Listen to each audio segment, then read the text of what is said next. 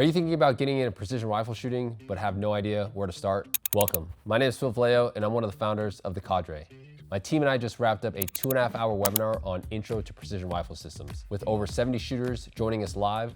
Plus, we had 12 students in person that added another layer of energy to the room. One of my instructors, Ian, and I covered everything from precision rifle components, optics, and support gear, what our recommendations are, and what's just nice to have so you're making smart decisions when buying on a budget. We cut through the industry jargon to explain what all the technical terms actually mean, answered live questions, and broke down common myths. So whether you're gearing up for your first backcountry hunt, building a competition rifle, or just want to understand what you actually need versus what the industry is trying to sell you, this replay has you covered. Here's the full session. Thanks for watching, and as always, keep your face on the gun.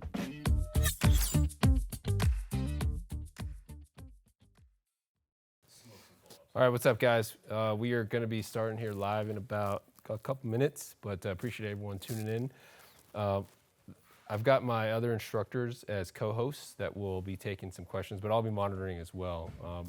Both myself and Ian will do a handoff with about halfway through the class, so you can expect it to be about 2 hours. I know that's a lot to sit through, but for those that might, especially from the East Coast, we're going to publish the replay on our YouTube. So if you have any questions, now's a good time to ask them, whether you're in the chat or here at the actual in-person class. So again, appreciate everyone signing up and looking forward to seeing what kind of questions you guys have. Chairs and stuff are on the table, so.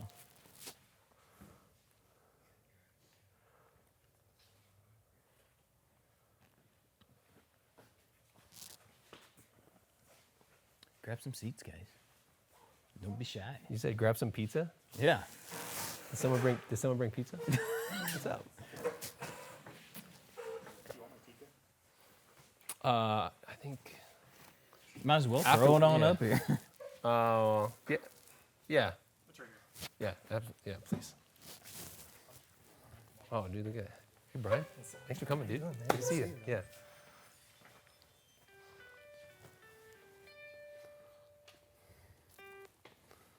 Cool. It's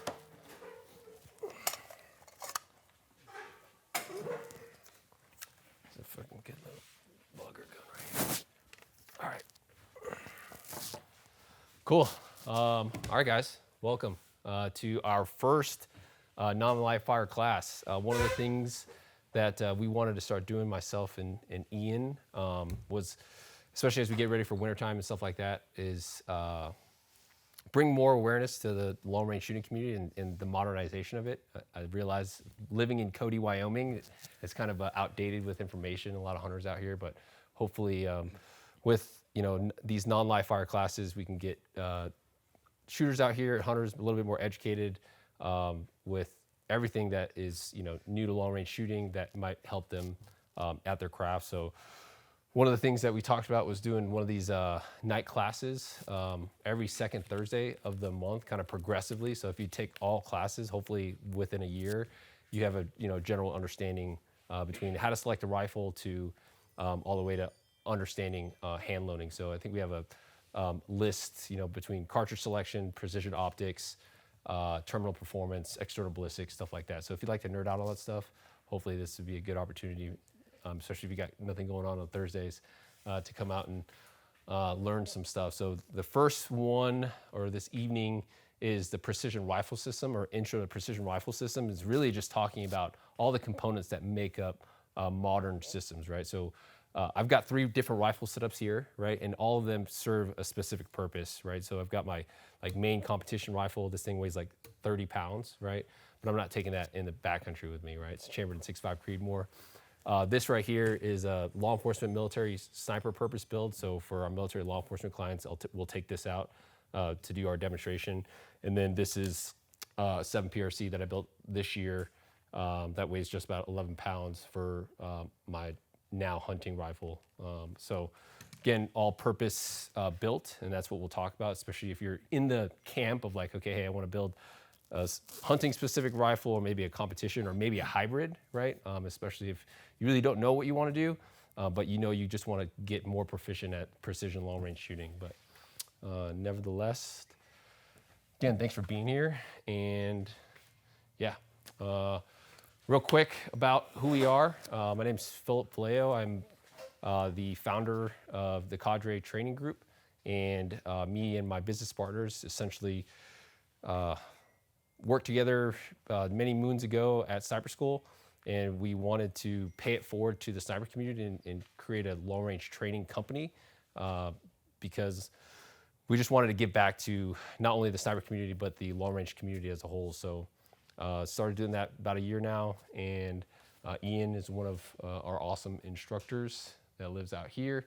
And yeah, real quick background about me. Born and raised in Anchorage, Alaska. Spent pretty much 16 years up there. I didn't do any hunting, surprisingly. I just did a lot of fishing and played a lot of video games growing up until I joined the Marine Corps at the ripe age of 18 years old. And that was the first time I ever picked up a rifle and learned how to shoot. And I accidentally became a sniper. What I mean by that is I had no ambitions of becoming one. It just kind of fell into my lap. And when I actually picked up the craft and the trade, I fell in love with it. And one of the things that I was always, for me, I just always enjoyed teaching. And so, one thing led to another, and here I am 15 years later teaching people how to shoot long range. In 2018, I got out of the Marine Corps, landed a job here in Cody, working for Gunworks, and then wanted to get back to the military law enforcement long range shooting community. And so started Modern Day Sniper, and then kind of pivoted from that to do more creative work. That's why you see all these fancy lights and cameras here. But that didn't last long because I just wanted to get back in front of the platform and actually teach people, again, long-range shooting. But pretty much me in a nutshell. Last thing is stay pretty active in the long-range shooting sports competitively. I think that is kind of what drives a lot of innovation is the competition. When I shot my first competition in 2016 as a sniper instructor, I ate a piece of big humble pie because at that point I thought I was at the top of my game, and then I got whooped by a dentist, right? And so that kind of catapulted me to figure out, okay, hey, we're supposed to be at the top of this food chain, but realistically, there's a lot of civilians doing a lot of great things, and they know a lot more than we do. So I wanted to kind of bridge that gap between what competitive shooters were doing and what we were teaching at sniper school. So, yeah, thanks for being here. Yeah. Okay, so I'm Ian Miner. I'm from Nebraska originally. Now live in Powell, which has just worked out great. I went to school in Nebraska, and then got a recreation management degree, which is like Boy Scouts for adults. It's pretty awesome. But went from there to the Marines and joined Scout Snipers. And when I got out, I still wanted to do some coaching, and so I got a master's in sports management and coaching, and thought that's what I was going to be doing. And then Phil and I kind of stayed in contact as he was my sniper instructor at sniper school, one of the instructors. And so anyway, keep in contact with each other. He was leaving Gunworks, which is, everyone knows where that's at in Cody here, right? So when he left Gunworks, I took over for him there and worked there for about 5 years. And so I jumped over to the Cadre after that. When February? December February. last year, actually. Yeah. So anyway, now I'm here. I am more big into the hunting game than the competition game. I'm starting to dip into the competition stuff a lot more now because that's a lot of stuff that we're teaching. So I got to be in the game as well. I've seen Chris at a lot of these comps. He whoops my butt. Just like Phil said, it's a big piece of humble pie when you start getting into competition. Who does comp? Who's the competition guys here? Two? Yeah. Have you done any comps, Mun? Only one. Okay, yeah. How about hunting? Is this just like recreational, or is this hunting crew kind of here? More for hunting? Who hunting? What was your name by there? Matt? Okay. Hunter in Wyoming as well? Yes. Is everyone here from Wyoming? No. Okay. Dang, where are you from? Western Montana. Okay. Makes sense. How about you guys? New York. New York? Well, Missouri originally, but Powell now. Where are you? Are you just visiting or what? No, I live here now. Oh, hot dang. It's like, damn, he's They a came- real fanboy in They here. came all the way from New York for class. Yeah. Okay, well, cool. Well, we'll get started here, guys. That's a little intro on us. Here's basically what we're going to be going over. We got all our handouts there, guys. Snag one. We've updated slides and stuff even out throughout today and stuff too. So some of this won't be on there. Some of it might be changed a little bit, but you don't have to be going through it with us as we're going. But if you want to take notes, or at least you have something to take home with you, okay? And I think guys that are joining online, are we going to send them this through email as well, Phil? Yeah. Okay. Do you see the thing on the face tracking? Yeah. Okay. All right, so first thing, understanding accuracy. Okay, we've got accuracy versus precision. Who can give me, there's kind of the industry definitions, but who besides Chris, because Chris was here yesterday, we were talking about this, who can give me the difference between accuracy and precision? To me, it's kind of like, this ain't true, but it's kind of like magazine versus clip. Like when people are talking, it's kind of interchangeable. We know what you're talking about, but in the industry, the actual definitions, I can't say the actual definition, but when they say accuracy, they're talking about how close you are to your intended aim point. Okay, and then precision is how close one bullet is to the next bullet. Okay, so this kind of showing accuracy. Okay, this is accurate because we're intending to hit somewhere here. Okay, but it's not very precise. This is precise, right? Okay, so there's mechanical accuracy, and then there's practical accuracy. Is what we're kind of jumping into the accuracy part, okay? Which is funny because it's going to blend into internal ballistics that has to do with precision anyway. But okay, so mechanical accuracy is what the rifle does with basically how good that rifle is. How capable is that rifle without any outside effects? Okay, who can tell me what? Or just give me examples of what makes a gun have good mechanical accuracy or precise groups. Tight tolerances. Yeah, sure, absolutely. Okay, which you're probably getting with a little more expensive rifles that you're getting into, right? Or custom builds, things like that, right? Okay, what else? So tight tolerances, sure. Proper equipment. Stock. Trigger. Yeah. All the different pieces of the gun, right? Okay, so what's one thing you can do right off the bat to make a off-the-shelf rifle shoot better, shoot more precise, hopefully? Trigger. Okay, perfect, sweet, and we'll get into that later. But yeah, trigger. What's another one? You said it already. What's, Stock. yeah, different stock. What's that, Chris? Did you say something? No? What you got? I was going to say bet it. Sure. Okay. Yeah. Bet it. Absolutely. So all these things can make it shoot better, right? But then it's still the gun performing. It's not us. Us as the shooter. Okay. That's where it gets into practical accuracy. You are now influencing the rifle, and actually using it out in the field. How well can you shoot? Okay. So when you're getting into long range shooting, say you go to, where'd you get your rifle at? Online, or did you go to Shields, or where'd you go? Well, my hunting rifle is an off-the-shelf gun. And where'd you get it at? Cody, Cartridge, and Cadre. When you went in there, okay, you probably knew what you were doing going in there. You did some research and whatnot, right? Okay, so let's say when you first started, you're Googling or you go into Shields or whatever, the new guy says, and I'm not saying you're new, okay, but the new guy says, I want a long-range gun. And the guy says, okay, what are you looking for? I don't know. I want a gun that shoots how far? What do people usually say when they're getting into long range? Gun works 1,000 yards out of the box. Hell yeah, 1,000 yards, okay? And I want a gun that's capable of shooting what? How big or small groups? Sub-MOA is the buzzword, right? So I would say if you can shoot 1 MOA, meaning the gun, the ammo, and the shooter as a combination in practical accuracy, that you're shooting dang well. Guys who chase the half-minute groups, quarter-minute groups, something like that, I'm not saying, like Chris, I guarantee he does, but he's dang good, right? Like, if you can shoot a minute as a system, you're going to shoot great. You're going to be able to kill animals out to a long ways, or do well in the competition world. Maybe PRS, you got to shoot, what, half MOA to be competitive, okay? Let's just talk about some of these. Wind reading, wobble zone. What's wobble zone? What, have you guys heard that? That's kind of this word that's becoming a thing, or this term becoming a thing in the long-range world, or precision shooting world. What is it? It's how much your reticle is moving when you're trying to focus on your point of aim. Okay, so that's based on what? You. Sure, yeah, based on you, based on your position, your stability, what props you're on, etc. Okay, obviously your wind reading capability, trigger control under field conditions. Okay, because we all know that in the field it's different than when you're just shooting on the bench as well. All right, so our approach is that we want to maximize the capability of your system as best we can. Okay, You as a shooter are part of the system. So, let us help you. And man, there's some good shooters in this room that help each other as well, help me as well. One of the things that like really grinds my gears when I hear the guys say, it's a quarter-minute gun if I do my part, right? And them doing their part is usually on a bench in like some type of rest system. So you see it a lot commonly out here.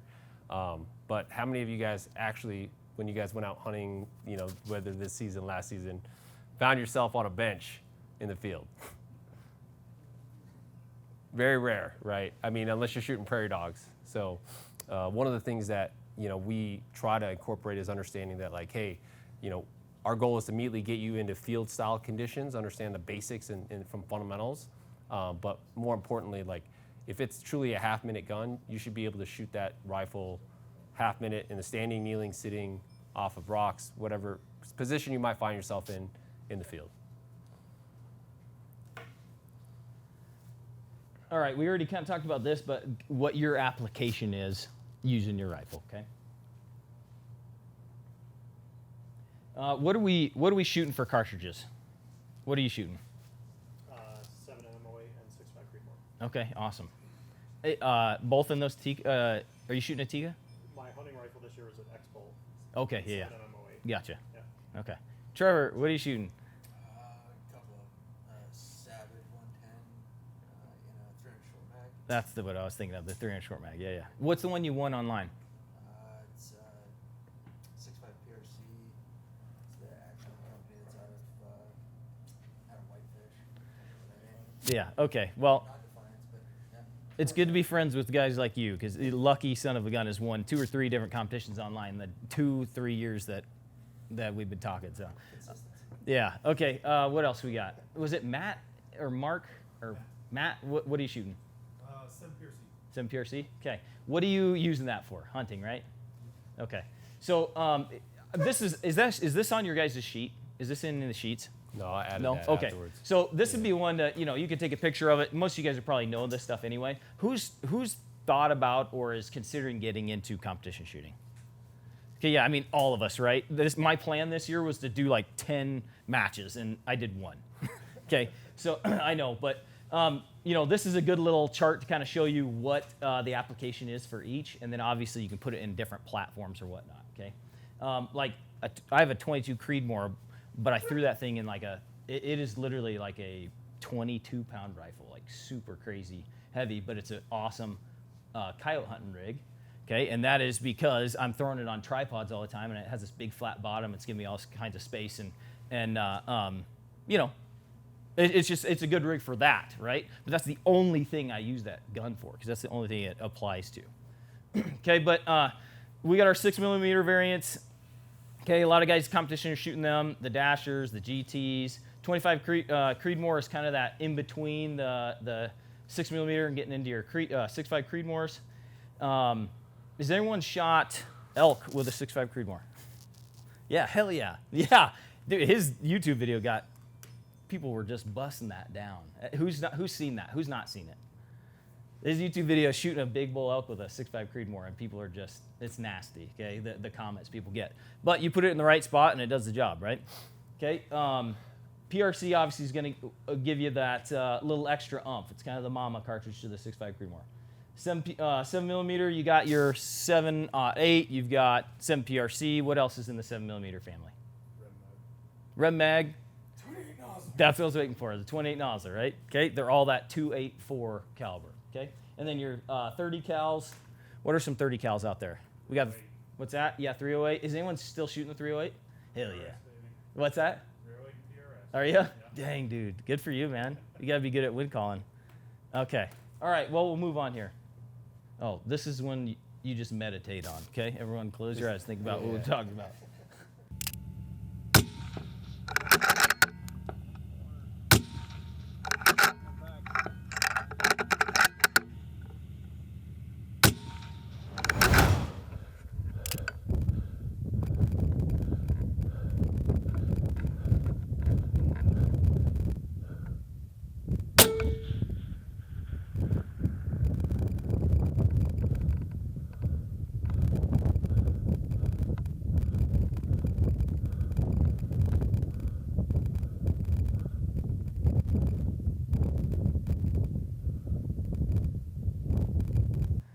Oh, here it is. Okay. Yeah.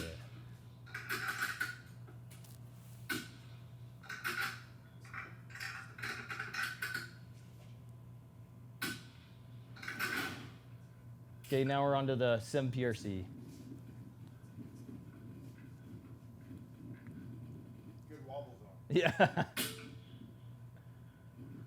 Okay, I want to cut back one here. Okay, that first one. What are we saying? Excellent ballistics, low recoil. Now we're jumping down to the 7, substantial recoil, shorter barrel life, expensive. Okay, when you're watching this, though, an experienced shooter can absorb or mitigate that recoil. I should say mitigate, not so much absorb, but mitigate that recoil better, right? You can control that recoil and get back on target. So watch this one more time and just look at the difference here. So it's not moving too much. What it looks like maybe 1 mil. 1 mil is about what he's getting there. Okay, 7 PRC. There's way more. What do you call that? That pause effect where you basically have this blank spot in your mind when you take your shot because an explosion just happened, and that recovery time.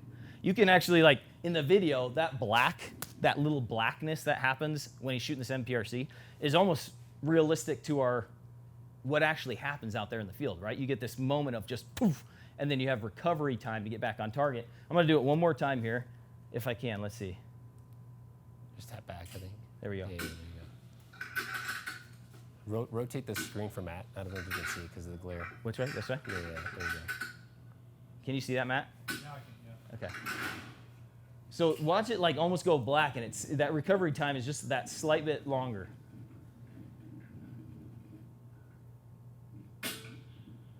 I mean, that's just camera even, right? That's just the camera going black. But to me, that's like what actually happens in real life. When you're shooting the bigger calibers, it takes just that little bit more recovery time. Man, okay. Next thing, barreled action. Okay, that is really the heart and soul of your whole system, right? You could have a great stock, great action, great trigger, but you got a crap barrel. Obviously, you're not going to be shooting great. So, big components. The heart. Okay, I'm going to back it up. What are the most popular actions you see out there, or platforms that are built on? Impact. Okay.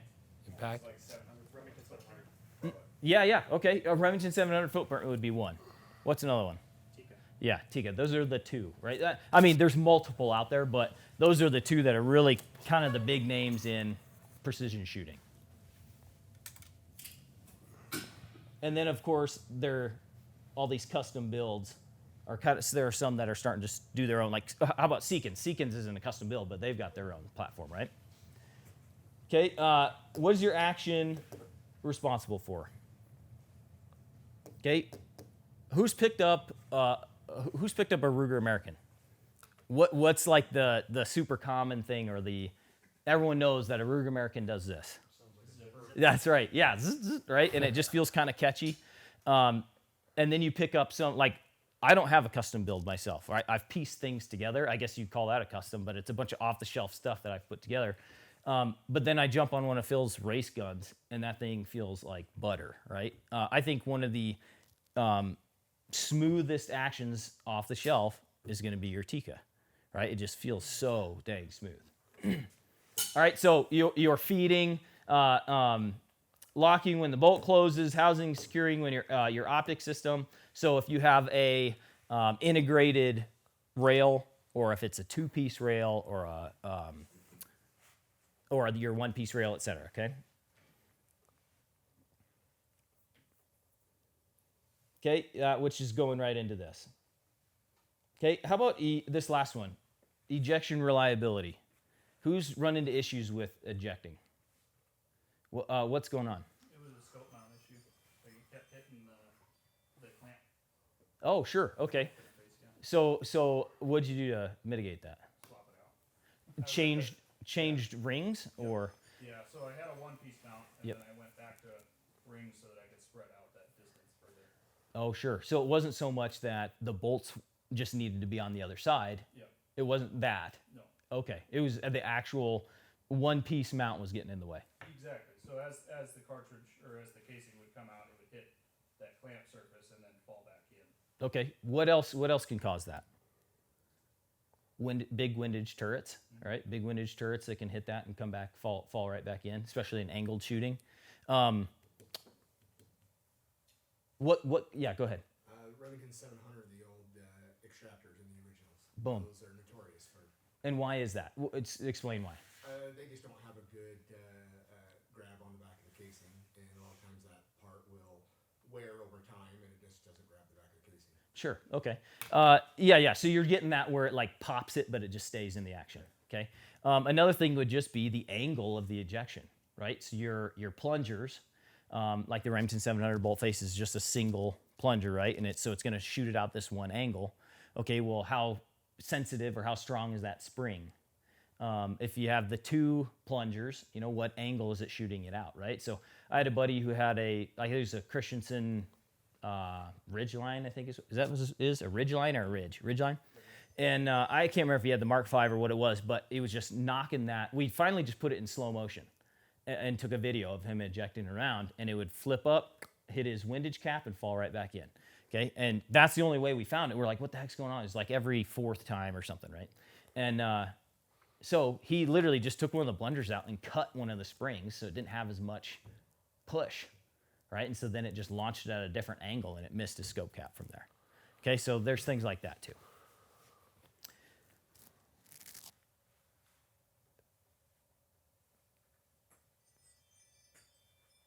All right, so we talked about triggers.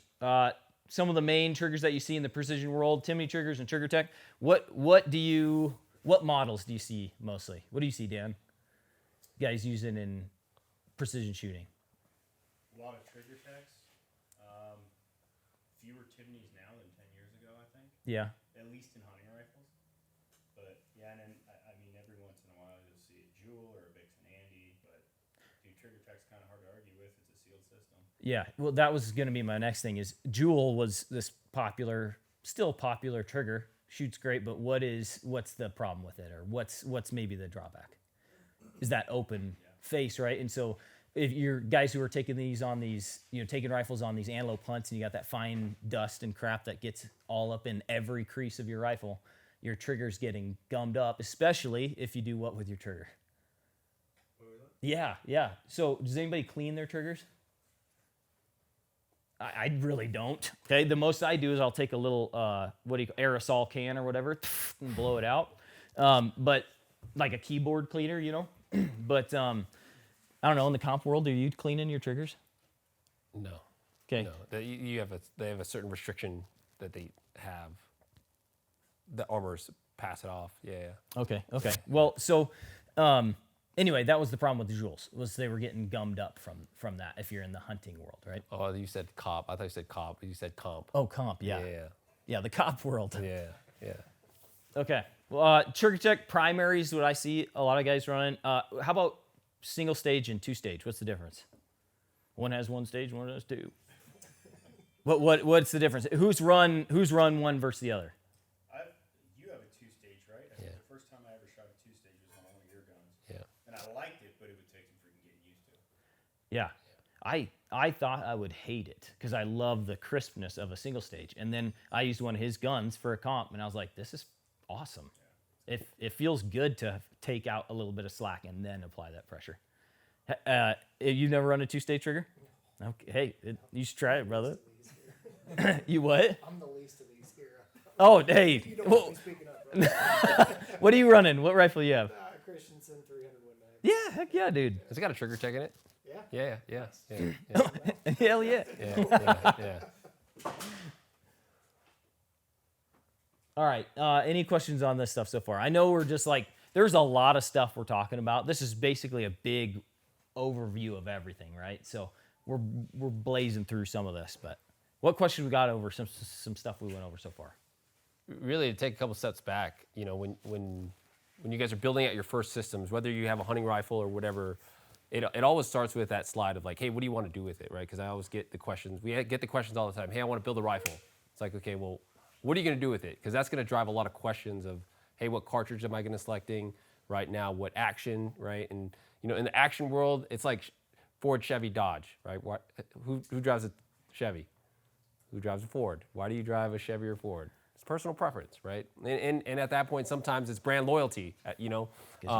Once you start spending those $1,500, $1,600, honestly, at that point, what I would recommend is figuring out which one has the better customer service or which one got back to you quicker, right? Because I've been in this industry for a while, and all of those manufacturers, Defiance, Impact, Lone Peak, Dan, who do you run? Terminus. I mean, they've all got great actions, receivers, and stuff like that. But there's nothing wrong with a Tikka that you buy off the shelf from Shields. That's what this rifle is, and the thing shoots lights out. I shot my first bull with a Tikka that was a $1,500 setup in 6.5 Creedmoor that gets just as much hate as the Zemand one does.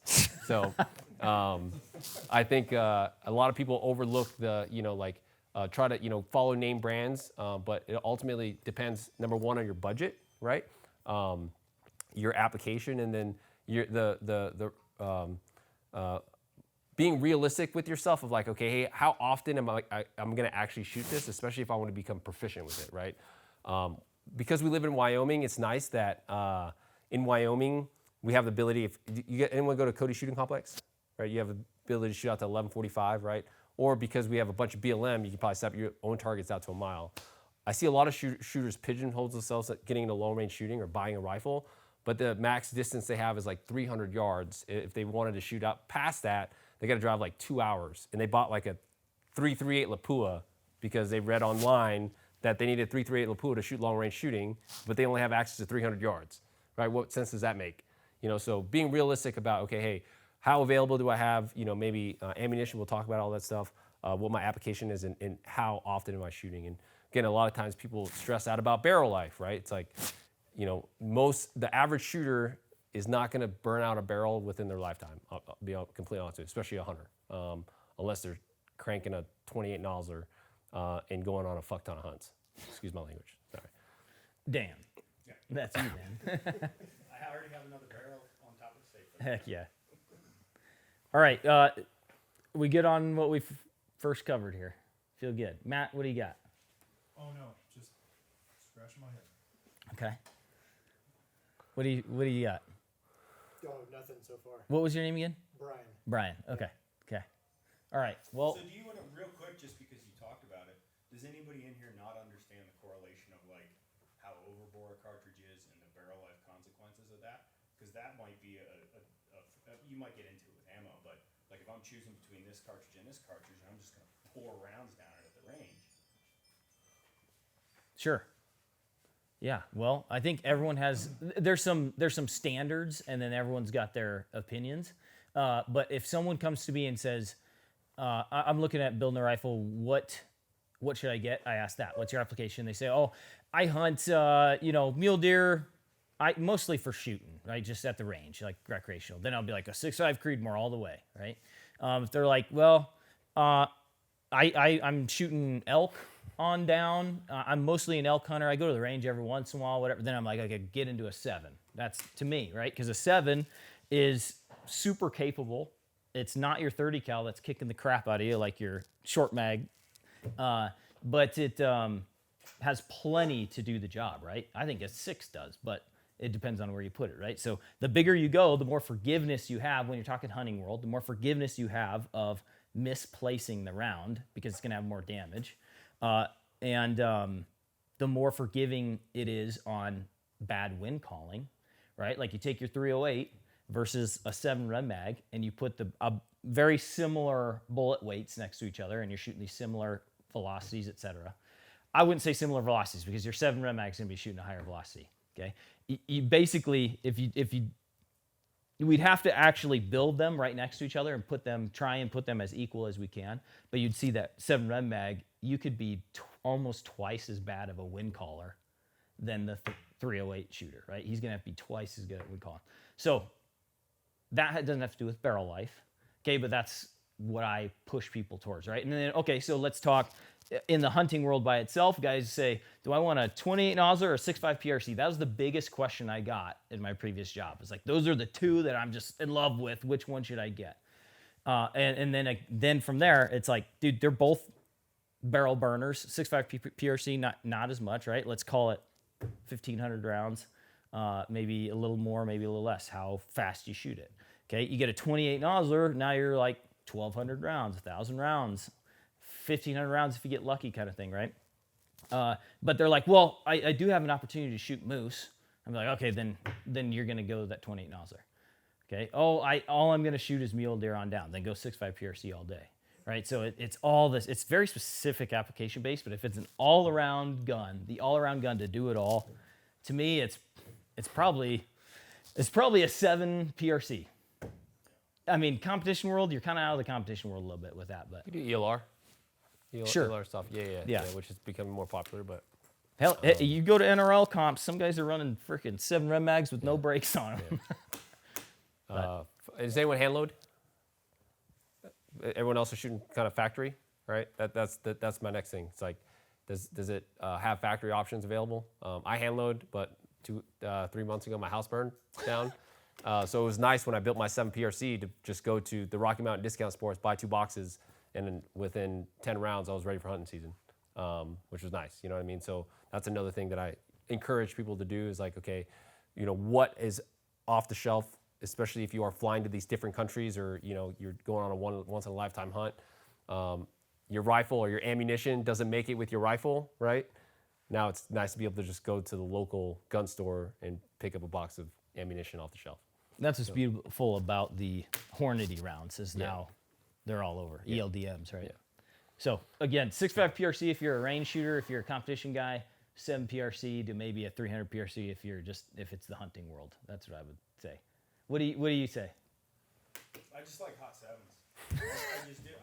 Because I mean, I'll sit here and admit that I am not the best wing caller in the world. You know, especially on like when I was out on Sunday, a lot of wind and at decent distances. You know, if I could cut my margin of error in half, comparing let's just call it a 308 versus the 28 nozzle, it's a strong half if you compare those two. So for me, that's the only reason I shoot that gun is because of the wind. We live in one of the windiest states in the nation, so I like a hot 7. Yeah, heck yeah. Love and it. there's less recoil. You could do about the same thing with 300 PRC, but I'm getting significantly less felt recoil out of my nozzle than out of my 300.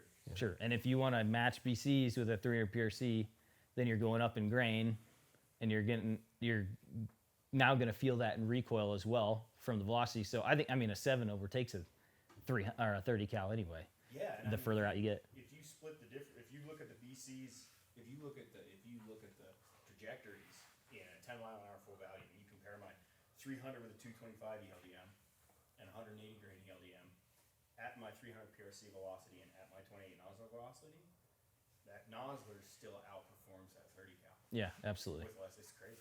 I want you to make a post online about that and see what happens. People will just, it's nasty. My biggest argument with the 7 PR, the 7 and 30 cal is which one you're inclined to shoot more, right? And it's your skill level. A lot of guys I've noticed buy too much gun, and what I mean by that is they buy this again.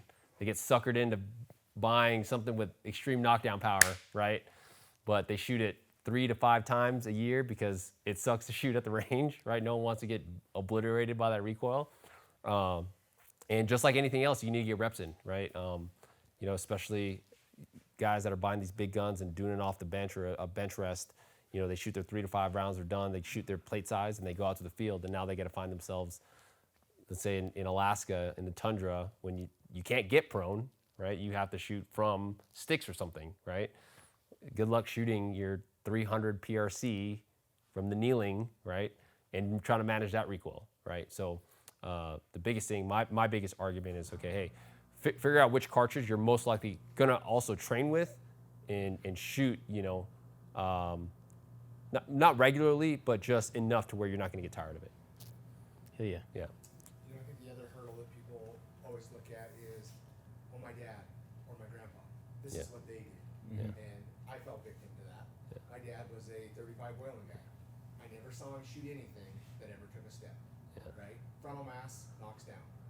So I'm like, all right. So as I started to slowly get into this, I found myself into a 300 round. I still love the round. I did custom work to it. I opened up the action. I shoot 230s. I never track anything, but it kicks the holy living piss out of me, right? Yeah. But I still love the gun to Yeah. today. Yeah. But I would agree with Dan, like velocity kills. So Yeah. you like fast sevens, and I think that's where the industry is starting to realize is all these things are coming together as long as we get away from grandpa's old theories. Sure. Right. Yep. Yeah, I see that a lot in the hunting world of guys like, yeah, I'm zeroing this thing at 375 because that's only 7 inches of drop, and I don't have to worry about that kind of crap. And you're like, dude, let's start from new. Well, bullet construction and technology has come so far too, right? And just in just knowledge from like Hornady with Doppler. I mean, Brian Litz, right? Big pioneers, and so all this information with regard to how bullets perform on animals are finally coming to light. You know what I mean? And my argument with grandma and dad's hand-me-downs is like, well, are you still using a dial phone, right? Like you still calling from the landline? Like we all have cell phones now, right? Everyone now, most likely, well, at least everyone on the webinar, is using some type of phone or computer system to watch this right now, right? So don't tell me that you don't want to get with modern times, right? With hunting rifles or cartridges. Sure. So Well, let's get into barrels here. that's a 308, by the way. That's what? That's a 308. Yeah. Well, let's pass these suckers around.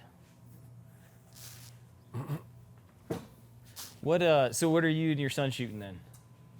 As far, I've got a collection. So honestly, my favorite gun to shoot with him, I built a custom 223 Athlete. Yeah, heck yeah. 26-inch barrel, love it. His hunting rifle is a 6.5 PRC. Heck yeah. You like that gun? Good deal. What was your name again? Kaysen. Okay, awesome. What is your 6.5 PRC? Is Remington? Heck yeah. All right, let's just talk a little bit contour stuff. You got your Sendero, the M40, and your competition straight. So obviously, the one in the back there is our competition straight. Okay, what is and then you got a proof carbon fiber. Okay, what are some positives and negatives of, let's say, that competition style barrel? Let's do positives.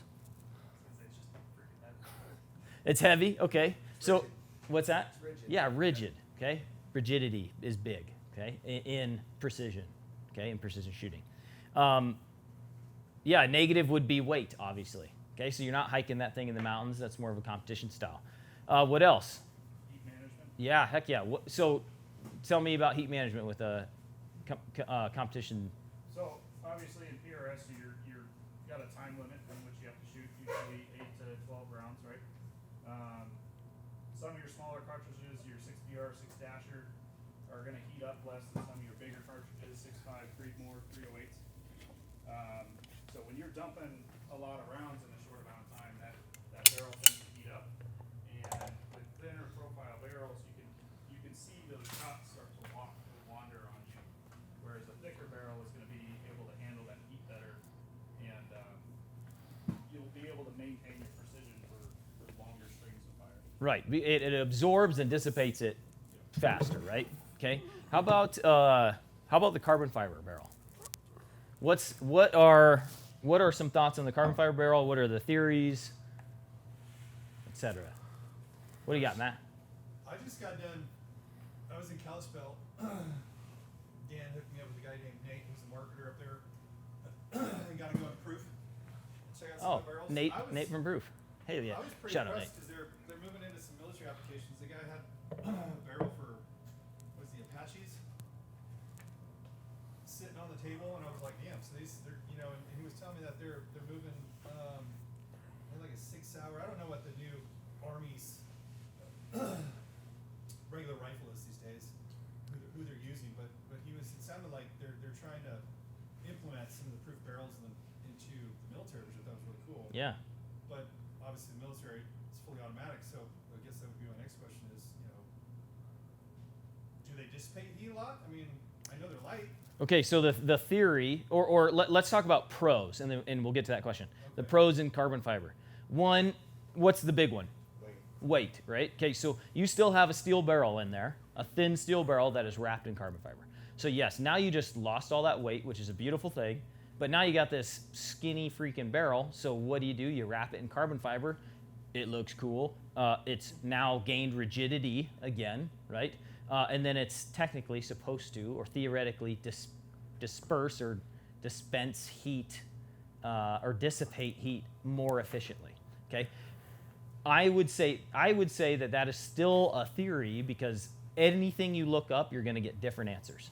And I looked at a video today where a guy had, what did he have? He had 2 6.5 Creedmoors. One was a Christensen, one was a Tikka, and he shot them 10 rounds in, 10 rounds in under 3 minutes. And as soon as he was done shooting them, and I can't remember what he said, each round was within 3 seconds of the next, I think it was. And as soon as he was done shooting, he said within 5 to 10 seconds, he put in this, whatever you call it, thermometer into the bore and one on top of the barrel to measure this heat. I thought it was a really cool, what am I trying to say? Test, okay? And what he saw was that the carbon fiber barrel heated up faster. First of all, it got hotter, and then it dissipated, or it lost heat slower than the steel barrel. The steel barrel was the T3X, right? So it's not a big old competition barrel, but it's not a thin sporter barrel either, right? So it's kind of this in between. What would you call that, Phil? Not quite even an M40 barrel. It's more of a Sendero barrel, wouldn't it be? Sendero, yeah, like this Tikka right here. Yeah. Okay, yeah, here we go. Yeah. So a barrel like this versus, it was a Christensen Ridge, or Ridgeline, okay? So in that test, that was one test, okay? I haven't seen 10, 20 other tests stacked right up next to each other, but in that one test, it was completely false. And it was by about, the carbon fiber barrel got 10 degrees hotter, and then it lost it, it took longer for it to lose the heat. The theory is, I talked to some of the guys at Gunworks who were wrapping the barrels at Gunworks. We're talking that the heat is not jumping from thread to thread to dispense that heat, dissipate that heat. It's I don't know if it's each end of the carbon fiber is touching the barrel at some point as it's wrapped, so that heat is supposed to travel throughout the length of the fibers on its way out. Okay, so that's the theory, but at least that one test that I was looking at today, it's a theory, it's not true. I think proof is arguing that they have a superior build, or a superior, maybe it's even the resin that holds the carbon fiber together that helps. But yeah, go ahead, man. Yeah, so there's a whole bunch of different ways that you can wrap a barrel, and I think that's where you're seeing a lot of this discrepancy or variance is, depending on the manufacturer, they're going to wrap their barrels different than a different manufacturer. So you could see completely different results just by the different barrel manufacturers. Sure. So you got to have multiple tests on multiple, yeah, absolutely. So, okay, so anyway, as of now, that's the theory, is that it does, but internet says it's still a theory. The thing that I think a lot of people do is they put so much emphasis on trying to compare a steel barrel and a carbon barrel, right? Especially, and you're comparing apples to oranges, right? It's like, if I'm buying a carbon barrel, it's because I want to lose weight, because I'm probably doing it for hunting application purposes, right? Am I going to the range and I'm going to send 10 rounds, or on a hunt 10 rounds? If I'm shooting prairie dogs, hell yeah. But if I'm shooting animals at distance, probably not. If you're shooting 10 rounds at an animal, please take one of our classes. But that's what it is. Is a lot of times, like, guys will buy a carbon barrel and they're like, oh, I want to get into competition. I mean, that's their first mistake, right? Because they're spending all this money on a carbon barrel when realistically it's meant to shed weight to help with, I would say military, law enforcement, where they're more weight conservation as well as hunters. When it comes to a heavier steel barrel, especially for longer strings of fire, another thing that we'll talk about is rifle balance is super important in competitive shooting, right? Or even in the world that we're trying to transition to with taking what we're learning in competition to lighter rifles, right? Is having a well-balanced rifle so that we can get better stability in the standing position, in the kneeling position, right? So again, I think that the internet loses its mind when they're trying to shoot 10 rounds through a carbon barrel and 10 rounds through a steel barrel. It's like, hey, guess what? As me that runs carbon barrels, I'm not sending 10 rounds down my carbon barrels, right? Because I already know what's going to happen. I only expect that thing to perform within 5 rounds at a minimum at, let's say, half a minute, right? And it's going to do that, right? I know that if I shoot over 5 rounds, it's going to start to open up, right? That's where if I need to shoot over 5-round strings of fire, guess what barrel I'm bringing to that event? A heavy steel barrel. You know what I mean? So I think that's where guys kind of get wrapped around. It's like, you know, I want to build a hybrid. If they want to build a hybrid, then it's like, okay, you just have to manage your expectations. Sure. Right. Maybe the question is which carbon barrel dissipates heat faster? Yeah. Yeah. All right. We already talked about this. Anything you wanted to hit on that, Phil? Okay. All right. Let's talk about twist rates and barrel length. What's barrel length give you? Velocity. Sure. Gives you velocity. Okay. Twist rate. Someone explain twist rate to me. Spiral of football. Okay. It stabilizes the bullet. Boom. There you go. Okay. So the what is a faster twist rate? A 1 in 8 or a 1 in 10? Okay. Is a heavier bullet need a faster twist rate or a slower twist rate? Faster, right? Yep. Okay. So an example of this was I was shooting my neighbor lent me his skid steer a bunch of times, and I'm like, man, I need to pay you for this. And he's like, well, how about you just get my 25-06 shooting? And I was like, let me see that thing. And it's a wood stock, and the scope's on backwards, and it's cracked. I'm kidding, it wasn't on backwards, but it was number one, it was a swollen stock, okay, because it was left out. He lost it on a hunt, lost it off his horse. They had to wait till the snow melted, and they found this thing on the trail, and his wood stock warped, and so I had to bevel that stock out, so it was a free-floating barrel again. And then anyway, I was shooting it with, I can't remember what it was, 115, like 115 something, and it was shooting like absolute garbage. I'm talking like 4 to 6 inch groups. And then I was like, okay, this is a 1 in 10 twist. I'm gonna bump it down to, I can't remember what it ended up being, like 80 grains, 80 grain bullets. I went to, what's the sporting goods store here again? Rocky Mountain Discount, and got 80 grain bullets and shot it. And then it shot an inch, literally 4 inches down to an inch just from changing from 115s down to 80 grain bullets. Okay, so it's a 1 in 10 twist, so I knew I needed a lighter grain bullet for it to shoot well. Okay, every rifle's going to have its own personality, and it's going to shoot. It's going to love one grain or one bullet more than the other, etc. But that's the general rule of thumb. The heavier the bullet, the tighter twist it needs. Okay. Does anyone experience keyholing with when they're trying to do low development? You guys know what keyholing is when the bullet's hitting the paper on sideways. With a gas gun. Okay. I had a friend of mine who had a custom builder build his rifle and used completely the wrong twist rate, right? And didn't tell me. So he went through this whole low development process, shot like probably 150 rounds, and could not get this thing to shoot because literally it was smacking bullets sideways. And he reached out to me. He's like, hey, I've tried all these bullets through it and stuff like that. I'm like, dude, it's got to be your barrel, right? Something's going on with your barrel. So if you don't know what your barrel twist rate is, if you have a cleaning rod, you can figure that out is by marking your cleaning rod, right? And a sticking, so you would mark the 12 o'clock position of the cleaning rod, and then you'd push it in, right? And then when it makes that full rotation, then you would measure that distance, and that tells you what your actual twist rate is, especially if it's not bolted on the side of your gun. You know what I mean? And then online, there's it's called the Berger's Ballistic Stability Calculator, and it asks you to put all the information. Hey, what bullet weight you're shooting, what altitude you're going to be shooting at, and it's going to tell you if you have optimal stability for that bullet based off of your rate of twist, right? But again, in today's world, especially if you're buying a rifle off the shelf, like a 6.5 Creedmoor, it's going to be pretty standard 1 in 8 twist, right? So as long as you're shooting, let's say 140 class bullets and higher, you're going to be pretty much okay, especially if you're staying here at 5,000 feet and above, right? The altitude or atmospheric pressure plays an effect to the gyroscopic stability of the bullet as well, right? Anyone plan on going to California anytime soon to hunt? Copper bullets. Okay, let's talk this real quick. Longer barrels, higher velocity. Shorter barrels, less weight, better maneuverability. Okay,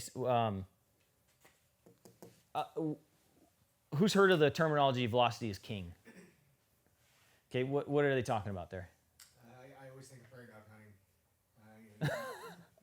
You want fast because those prairie dogs explode. So that's what I think of. Hell yeah! All right, that's not the standard response, but I love that. Okay, it really comes from you want a flat shooting round because we didn't have rangefinders back in the day, or the military had them but we couldn't, or then you got them and they were huge or they were expensive, etc.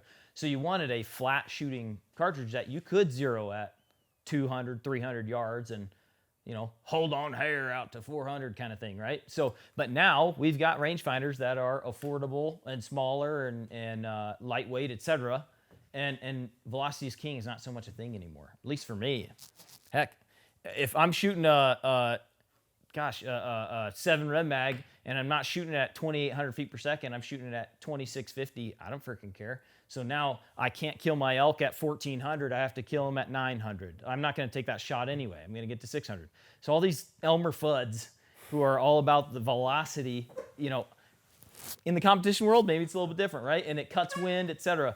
But when you're talking killing animals, I would say that point is just out the window anymore, right? Because now we have precise measurements that can get us right on target anyway, and ballistic calculators, etc., that can get us in the exact spot. Okay, now it's just a fight on if you're decent at calling wind or not, and the difference between 100 feet per second isn't going to be the difference of your miss or not. Phil, you got anything on velocity in the competition world? One of the things that we first started when we started competition shooting in 2000, you're good. Okay. In 2016 this is where the competition world was transitioning from like the 260 to 6.5 Creedmoor, the 308 to 6.5 Creedmoor and stuff like that. And then this is where also we started getting 6mm Creedmoors, and everyone wanted a hot rod at 3,100 feet, 3,150, right? The maximum speed limit for competition is 3,200, so that you're not damaging the steel. And that was a phase for a little bit, right? Because it's like, okay, if I have a hotter bullet, I'm gonna experience less wind. Well, fast forward 10 years later, you're seeing a bunch of 6mm variants like Dashers, BRs, everything that the bench rest people have already essentially proven that shoot really tight groups, right? So now the competitive shooters are doing it. But what I've actually done is backpacking off of other top level competitors is slow down a lot of my velocities in order to be able to see where my bullets are going at closer distances, like 300. So when I'm standing and I've got a prairie dog target that's about this yay big, right, and it's blowing 10 miles an hour, I want to know if I hit on the left or right side of that thing. Whereas if you're cooking a 6 Creedmoor at 3,100, you just see dust splash. How many of us just see dust splash, right? Even when they're training, like shooting at Cody Shooting College, like, well, I don't know if that was left or right, so I'm just gonna set another one, right? As a competitive shooter, I wanna know exactly where that bullet's going as close as I can, you know what I mean, in reading trace. And so I've found myself slowing down my bullets in order to be able to recover quickly. And now, because my time of flight is a lot slower, I'm able to actually pick up exactly where that bullet's going, and sometimes even watch my trace going into the target. But yeah, I agree. The velocity thing is one of those. But for me, I'm still maximizing my barrel life or my barrel length so that I can still maximize barrel life as well as the balance of the rifle, right? Because I don't need a 26-inch barrel anymore because I'm only pushing like a 150 grain bullet 2700, right?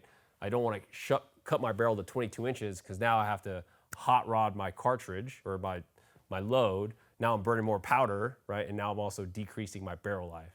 Does that make sense?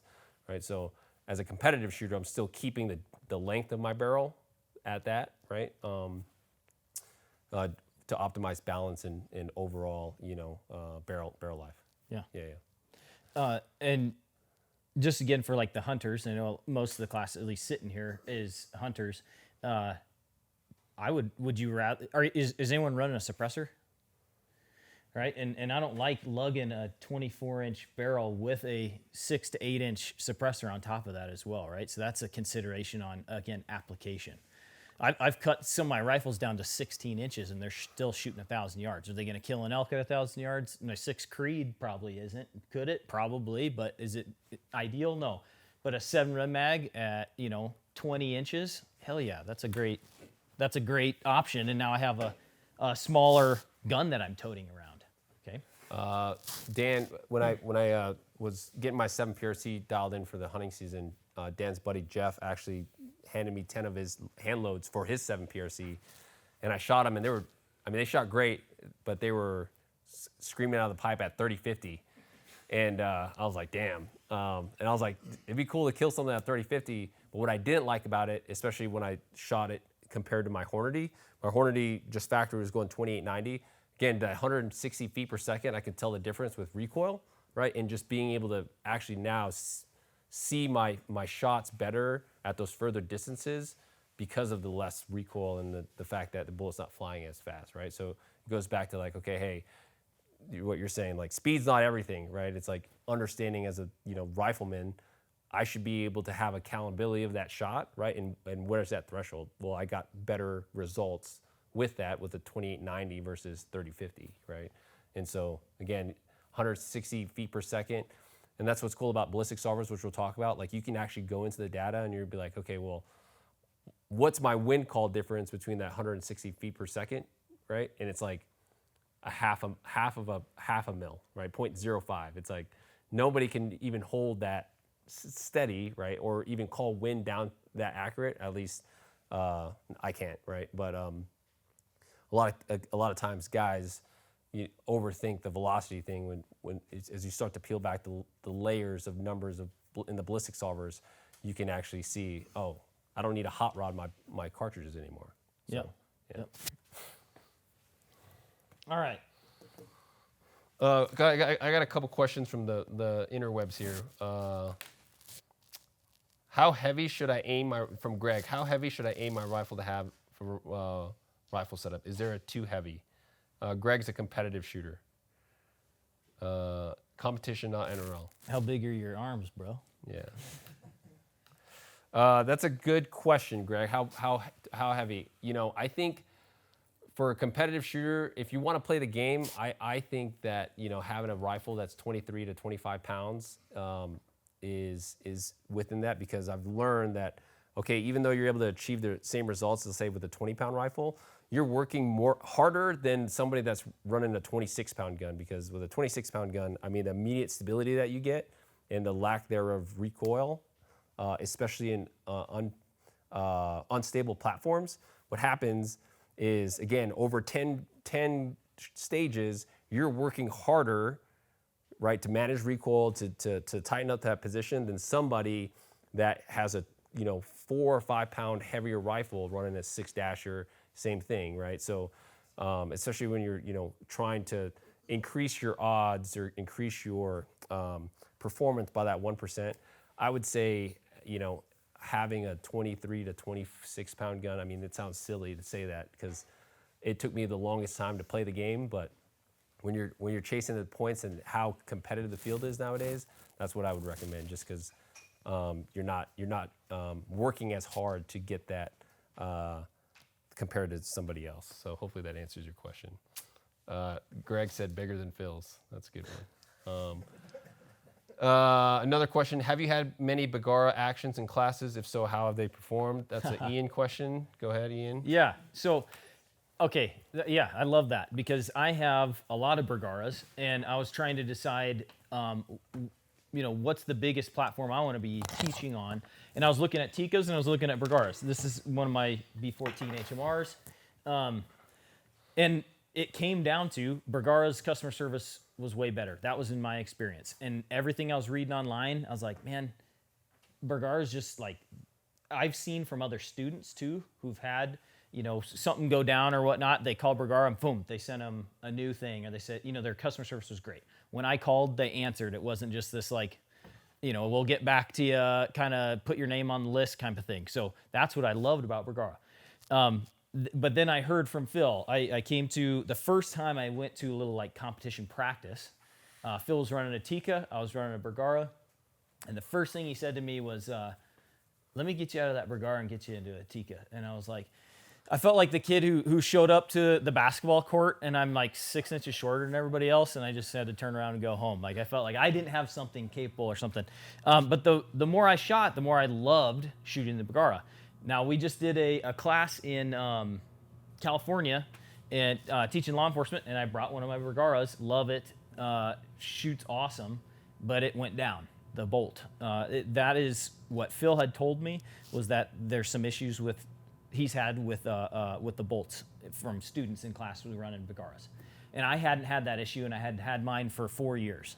And then in this class, it went down, and I sent a video to Bergara, and all that was happening really was that the firing pin was actually, it's sticking out and striking that primer. Well, when I would cock that bolt, the firing pin would come back, and then it would get stuck on the inside, so it couldn't slam forward again.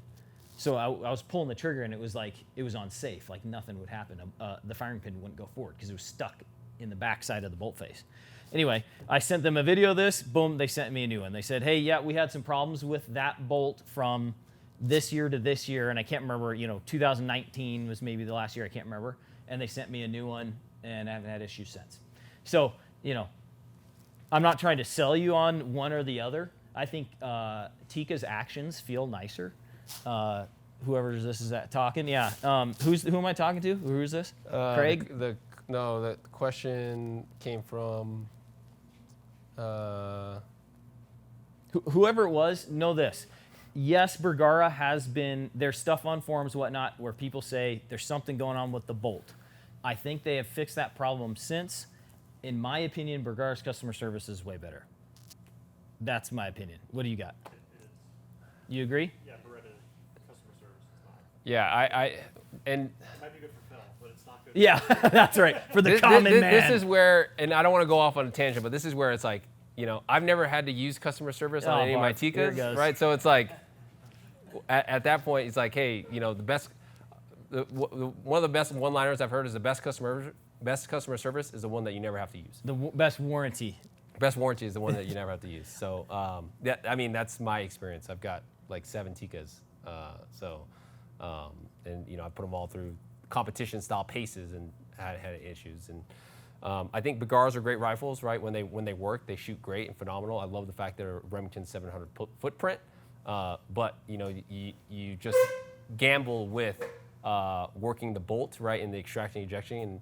And for my thing is like, when you're running a precision rifle, a bolt action rifle, running the bolt is a part of the experience. How many of us have a Savage 110? No offense to the rifles. Savages, they shoot phenomenal, but I cannot stand the bolt, all right? A lot of guys that have come through my classes, they usually get high shooter with Savages because they shoot lights out. I just can't stand the way they feel, ergonomically. So that's my opinion in 2 cents. The guy 2 years ago, 2024, Matt Alwine, who's a freaking stud. He took second place at the PRS finale with a Savage 110. Heck yeah, it's awesome. Yeah, fucking. That's stud. phenomenal.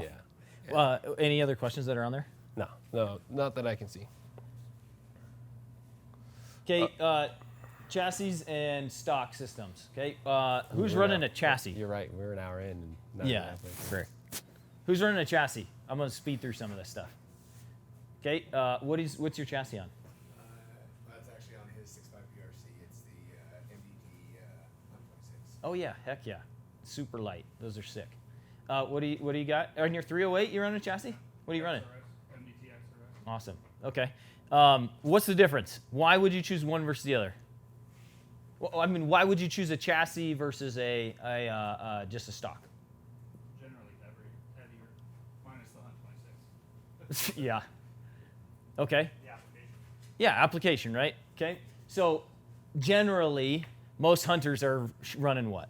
Stocks, generally, right? But now a lot of guys are getting into the whole like everything lightweight. Let's get into lightweight chassis that have folding stocks. You can fit them in a backpack, all that jazz, right? So they're becoming popular in the hunting world as well. Okay. What does a chassis give you that a stock may not have? Some stocks do, so that's kind of hard, but Side folding stock, adjustability. sure.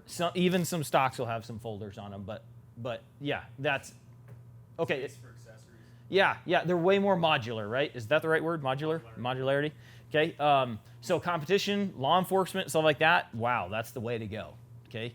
I know some law enforcement guys are still running like the old M40 stocks, but I think they're kind of getting left behind, right, in some of the application stuff. So, what are you looking for in a stock? You're looking for, hopefully, to help fit your body. It's more customizable to fit your body, right? Maybe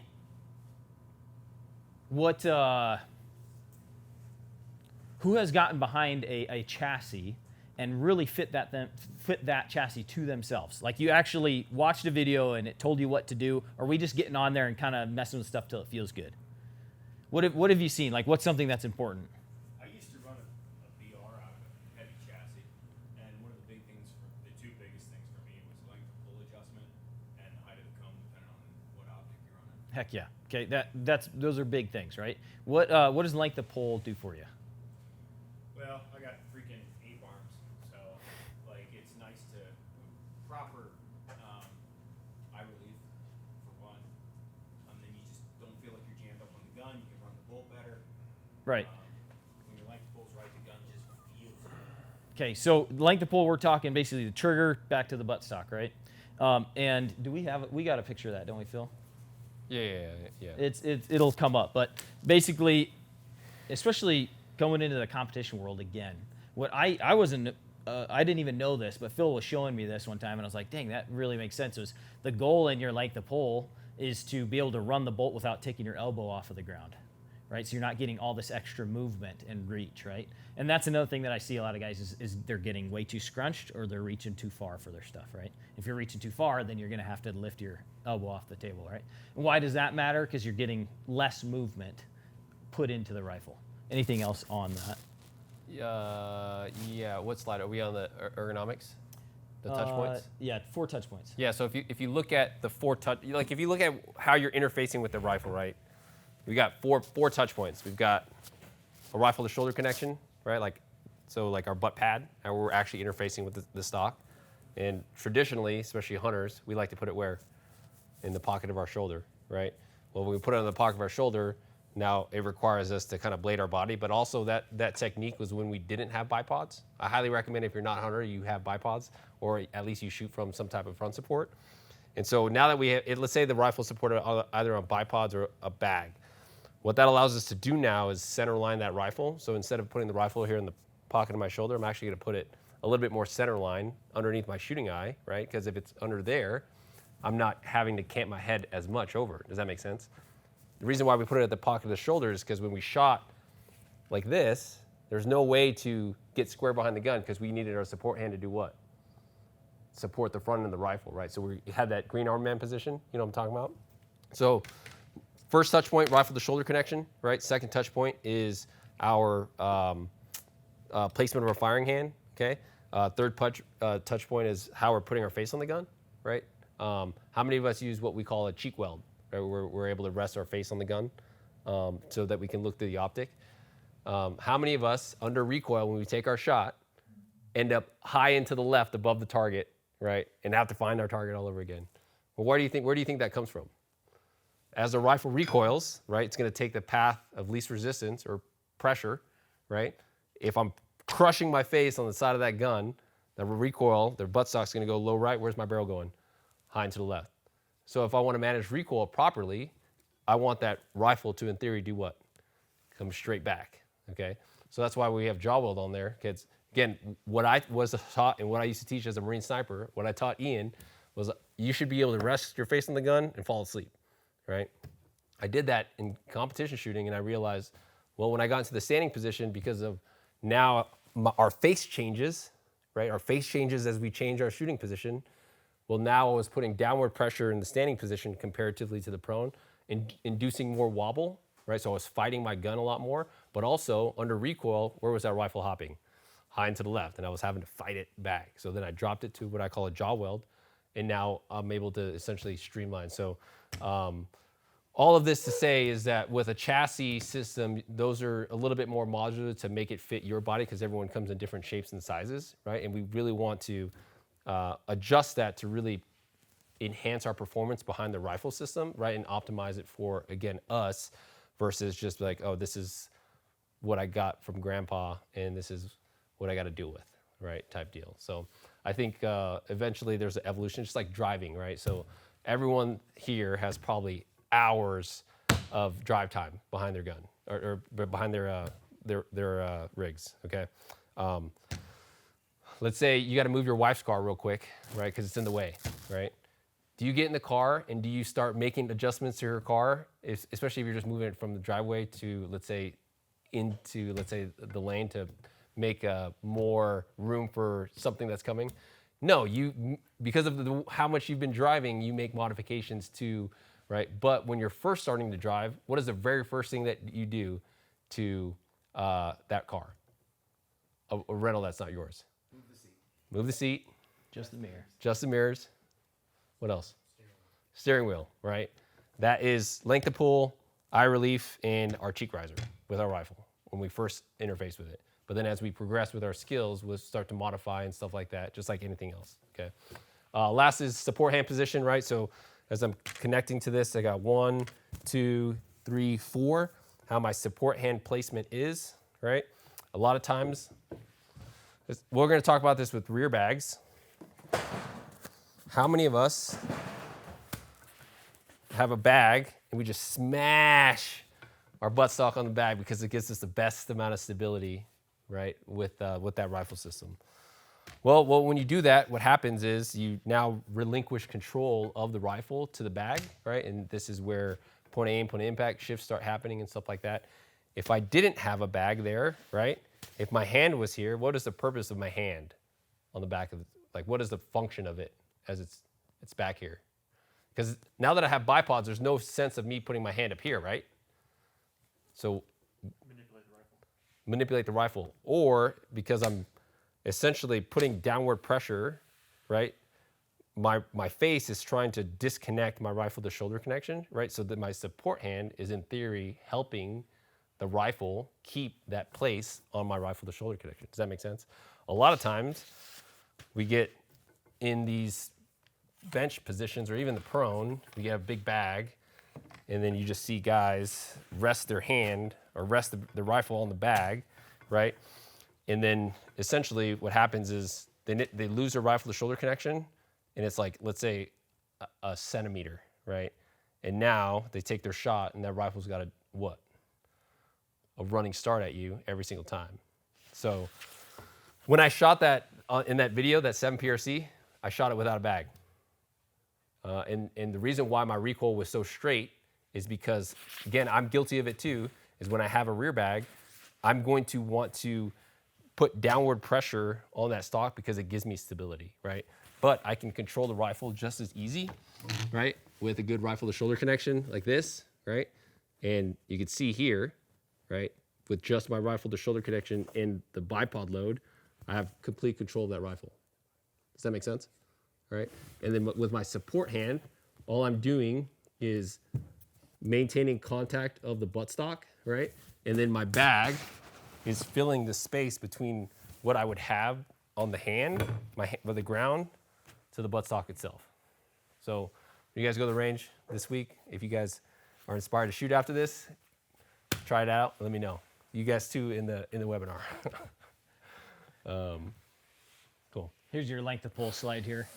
Yeah, length of pull. The last thing I'll say with length of pull, how many of us, I'm guilty of teaching this, right? How many of us have seen online where to check our length of pull, you want to put the rifle in the crook of your elbow and figure out where your trigger finger falls, right?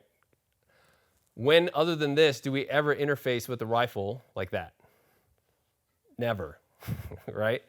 So going back to Ian's point, if we dive deep into like understanding, okay, well, when I'm setting up my length of pull, what am I truly setting up? And one of the things that we figured out was, okay, well, what I'm setting up is the ability to manipulate the bolt without moving my elbow as much, right? Because during the bolt manipulation cycle, my goal is to keep the reticle on target the whole time. The only thing I want moving is the bolt. This is, in my opinion, the pinnacle of trying to maximize your efficiency behind the rifle, right? And it's okay. if I just want the bolt to move so that I can stay on target and track my, my animal, especially if I've got to take multiple shots, right? I don't want to run my bolt so crazy that now it takes me off target. I'm spending 3 to 5 to 7 to 10 seconds on the back end trying to do what? Rebuild my firing position again. Does that make sense? Okay, so length of pull, traditionally is measured. Well, I mean, it is measured from the trigger to the buttstock. If you pull any rifle off the shelf, right, from Shields or something, that length of pull distance is going to be anywhere between 13 1/4 to 13 3/4 of an inch, right? The problem in today's world is that's a little too long, especially if we've got significant others that are smaller frames than we are, right, or our kids, and we're trying to get them nice and square behind the gun. It's hard, right, because now that we're trying to get them nice and square, they're having to reach it more because the length of pull is too long. Does that make sense? Hunt 26, you can shorten that down to like a 12.5, can't you? Or like an XLR, which is nice, right? So, and this is where the bad habits start coming in because, you put your wife on a 28 nozzler with a 13.5 inch length of pull, and she's only 5'2". Well, she can't see through your optic, right? And so what does she have to do? She has to blade her body to be able to look through the optic. And now she's shooting a 300 Win Mag that weighs 10 pounds. And guess what happens when you hit your shoulder versus if I hit you straight on? That comes straight back. How many of us have been scope it before, right? So again, one of the things to just be mindful of is understanding that, right? Is if we have the ability to go customizable, I would recommend, and I don't know if anyone's that manufactures stocks here, right? Starting a length of pull at 12.5 and extending it from there would be my opinion. But yeah. All right, I'm going to buzz through the rest of this, and then Phil's going to take over here. But okay, complete rifle system recommendations. Okay, so we're talking already built. Okay, basically off the shelf. Okay, so right around that $1,500 mark, and we're talking with the optic and whatnot as well. You got your Tika T3X, your Ruger American, Bergaras, Savage 110s, Howas. Okay, it's interesting because every one of these has like completely different recoil lugs and completely different features. Okay, so but all these are great shooting guns. I mean, or you can make small modifications to make them great shooting guns. Okay, there's others out there, but these are good. Okay, that 2000 to 3000, we're looking at the Aero Solus, the Cygnus Precision. Oops, that RPR, totally different as well. If you guys are in the market for a precision rifle, especially a hunting rifle that shoots well out of the box, and eventually, if you maybe want to do some competition, Seekins has been putting out some their new PH3 line and H3 line. That's the features on that thing, like quick barrel change and stuff like that, especially, again, building like a hybrid system of, hey, I want to maybe compete, right? Start competing to get better or whatever, and then quickly switch out a barrel without any tools. Well, maybe you just need an Allen wrench, right? And now you're able to switch it over to like a 6.5 PRC comparatively to a 6.5 Creedmoor, all without any kind of tools. The only downside to the Seekins, right, is that now you're stuck to their ecosystem of chassis and stuff like that, right? In America, we all love to customize our own things, right? And so that's always my biggest argument to people that are like, well, why should I get a Tika or a Remington 700 if Seekins has all these great features? They do have great features, but if you want more, if you want to be able to swap chassis, try different stocks, whatever, right? You're only limited to what Seekins has versus what the rest of the industry is doing with, different stocks and chassis and stuff. Yeah, a lot more aftermarket stuff. Support. Yep. And you see a lot of those like PH2s, PH3s in the NRL competition world.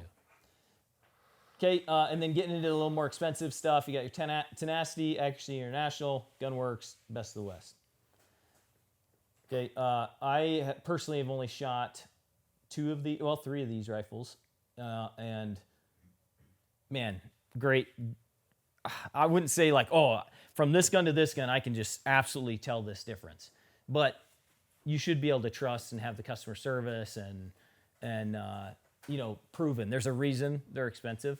I'm a budget guy, so I try and make things like this work, right? And they do work, but it's just like driving a Honda Civic or driving your BMW. They're both getting you to point A to point B, but one is maybe more enjoyable or has better features. Okay.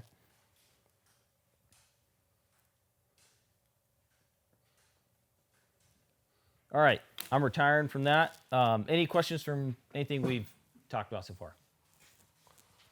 I'd give you guys a break, but we got people on the online too, so we got to keep pushing. All right, guys, real quick, optics. I mean, we can go into another 2-hour topic about optics. We're gonna have a optics class. I think that's gonna be in February. But we just want to get you guys, especially if you're unfamiliar with modern optics, right? Modern precision optics, right? With adjustable turret system, right? Because again, most of the hunters out here have like duplexes, and you zero at 300 and hold from there, right? With the turrets that I like to use and stuff like that, actually you can dial, right? So I'm just gonna pass these around. These are just Schmidt and Benders, but it's just so that you guys can get hands-on and understand the functions of them. Did you just say these are just Schmidt and But I mean, the function is all kind of the same, right? So the nomenclature, right? So if you look at the very top of, or let's start with the shooter here, right? You've got first your diopter focus. What is the diopter focus in charge of? This should be the very first thing you do when you set up your optic on your gun. So if like everyone that has handouts in front of their paper, or in front of them, right? Except, what's your son's name? Kaysen? So Kaysen here is probably gonna have the biggest range of distance in terms of like his ability to see what's on paper. As we get older in age, our distance of being able to read our paper might change, right? So when you're adjusting your diopter focus, you're telling the optic, hey, this is where I need my reticle to be at to be able to see it nice and clear. Just the reticle itself. Does that make sense? So you want to adjust your diopter focus first so that you can make sure that your reticle is nice and clear. We recommend doing that in a white sheet of paper in super bright conditions, or just looking up at the blue sky, right? One thing that you don't want to do, right? I see this all the time, is guys will stay on the gun and just crank it, right? So you want to do it, you rotate it all the way out, and then it should be blurry, right? Unless we're within that percentage of people where it's focused for us. But you turn it all the way, it should be blurry. You're gonna rotate about a half a turn, you're gonna look away, and you're gonna look up, and it should immediately be crisp, right? Because what is your eye always gonna try to do? Focus on something, right? Or autofocus, right? So by adjusting your diopter focus, that will help in taking the time to, okay, hey, and younger eyes, typically you have a bigger range of what looks focused to you, whereas guys with older eyes, right, might not, okay? Moving on to this part right here for most scopes, right, this is your magnification ring, right? So depending, let's say I've got a 5 to 25 X, it should range from 5 to 25, okay? Now, one of the things, now that we're talking about that, we'll talk about first focal plane versus second focal plane. Do you guys understand what that means? Does reticle move when you adjust the magnification? Yes, so as I zoom in and zoom out, right, does my reticle increase with size or decrease, or does it stay the same? For the second focal plane scope, it stays the same throughout the range of motion, okay? If you have a reticle system, we'll talk about reticles here, what that means is as you zoom in and zoom out, your reticle subtensions are changing, right? Whereas on a first focal plane scope, whether you're on 5 power or 25 power, your subtensions or your ruler is all the same. Does that make sense? Okay. So again, moving into more modern times, you're starting to see a lot more second focal or first focal plane scopes in hunters, right? But there are still traditional second focal plane. The argument there, right, is when you back down to 5 power on a first focal plane scope, your reticle is it's unreadable, right? Because all you see is I mean, you don't see anything. You just see your field of view, right? It's very hard to see the reticle. Whereas on a second focal length scope, it's the same size, whether it's on 5 power or 25 power. Well, that's good if you're shooting out east, right, in a deer stand or in Texas, okay? But out here in Wyoming, where sometimes your minimum engagement, let's say, is like 300, right? It's nice to, be able to increase your magnification, right, and see, okay, hey, what my subtensions are, et cetera, right? And I know there's cases where you train for a 300-yard shot and you get chance contact at 65, right? Is that what you happened to you, Gary? How far was it, your cow? My cow? Yeah, your cow a couple weeks ago? Oh, 270. Yeah, 275, right? So. But I first ranged her at 170. Yeah. Okay, moving on to the left here, we've got, on this scope, you can see, we'll talk about that, but typically on most scopes or most optics, on the left side, you've got your parallax knob, right? Does anyone understand what parallax does? So if you don't know what parallax does, go ahead, stick your pen or whatever up in front of you, and then I want you to center it on my body, right, as your aiming point. Okay, so you've got it centered up. Now what you're gonna do is you're gonna move your head slightly to the left and to the right while keeping that aim point. And what does it do? It changes your perception of where your aim point is at on your target, right? Now when you adjust for parallax, what you're doing now is you're putting that reticle on the same plane as the target. So now if you move your head left and right, what changes? Nothing, right? Your reticle stays in the same exact spot. That's important for longer range shots because one of the hardest things that newer shooters have when it comes to consistency is consistent placement of their face on the gun in the same exact spot every time, right? So if you see yourself chasing your groups at 100 yards, right, it's probably because you didn't set your parallax correctly for that distance. And the best way to check that is to get your rifle nice and steady, and then you're just gonna move your head around in a circle, and you're gonna see if that reticle's dancing all over the place, right? If it's staying still, that means that you're parallax free and you can actually shoot, okay? So parallax is a little bit more, it's more pronounced at closer distances than further distances. So this is parallax knob. Okay, and then on top right here, this is your elevation turret. So as I dial up on my elevation turret, my reticle goes down in the erector housing, which now forces me to do what with my barrel? Point it up, right? Based off of my angular unit measure that I chose, which we'll get into here shortly, okay? And then you've got here, this is where the Barlow lens is at for your parallax. So as you're adjusting your parallax system, right, there's lenses shifting in here, right? And this is your erector housing. How am I doing, Hunter? Good.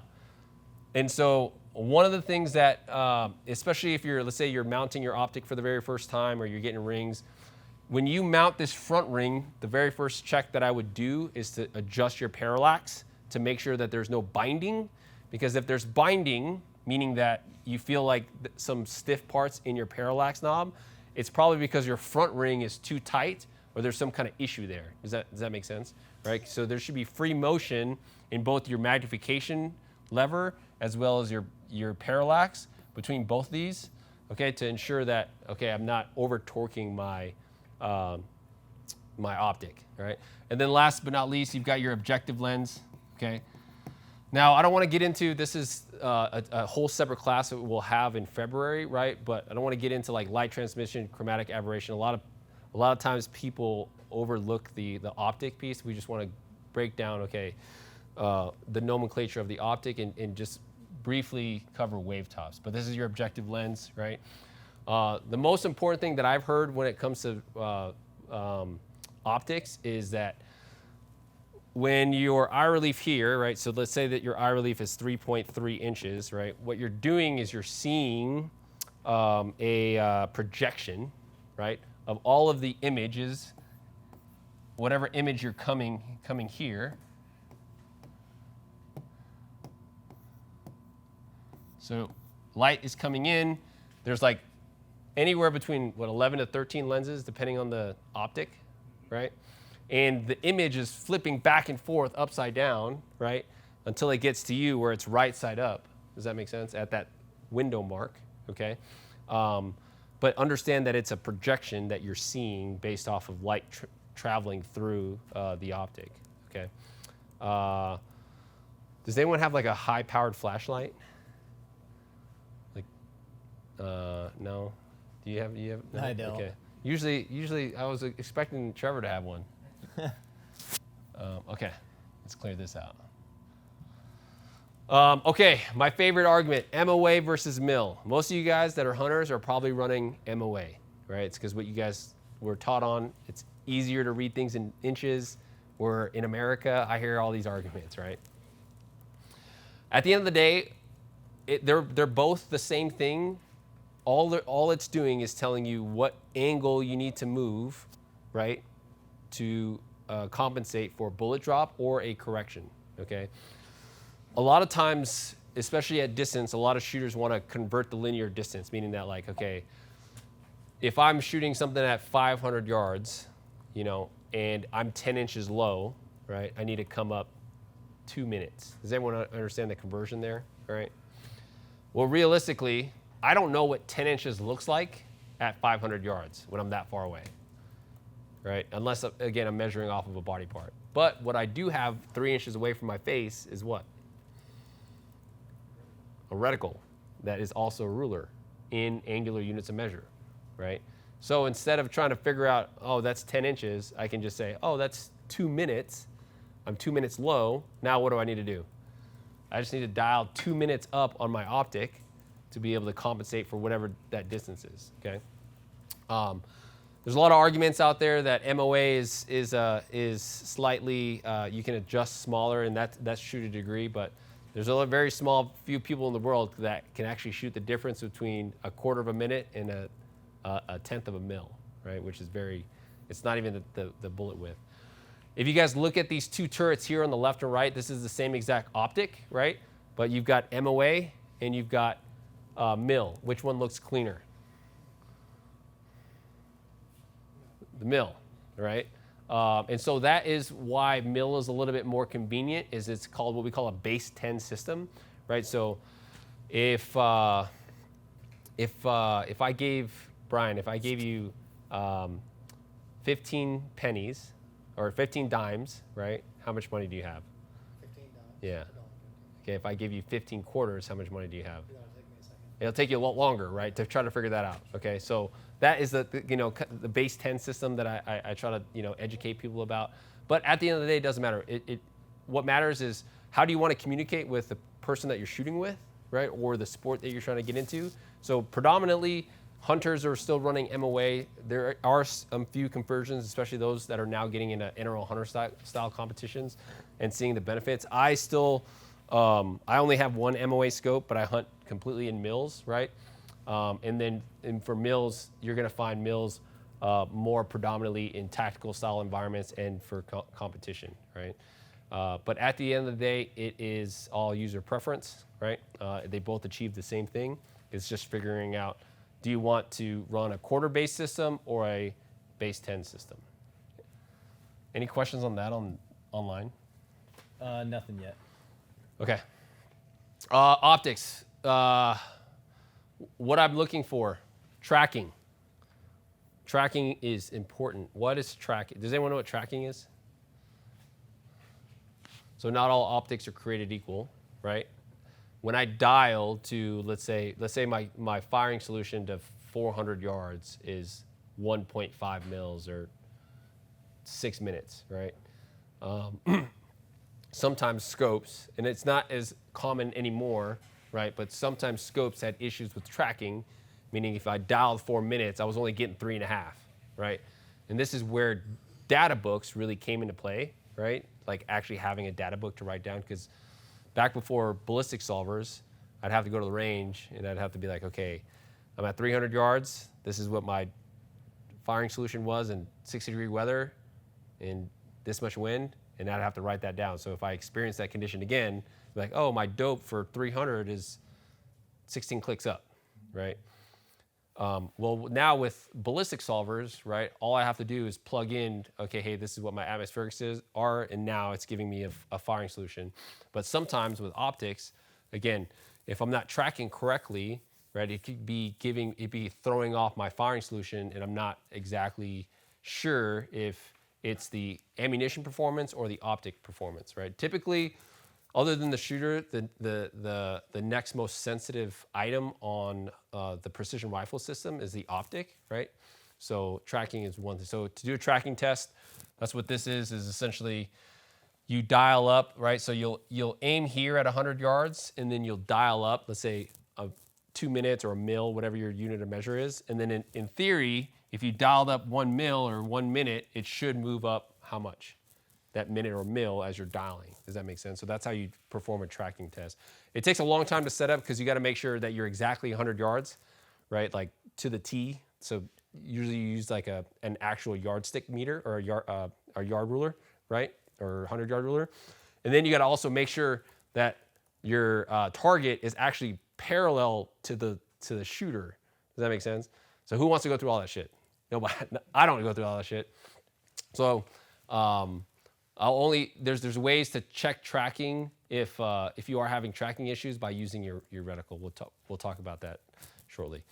Return to zero, again, not as prevalent, but essentially every time you dial, right, you're essentially zeroing your scope. But a lot of times, especially under recoil and stuff like that, the mechanics inside, there's two definitions of return to zero that I've been taught, right? Number one is that every time you're dialing, you're zeroing your optic.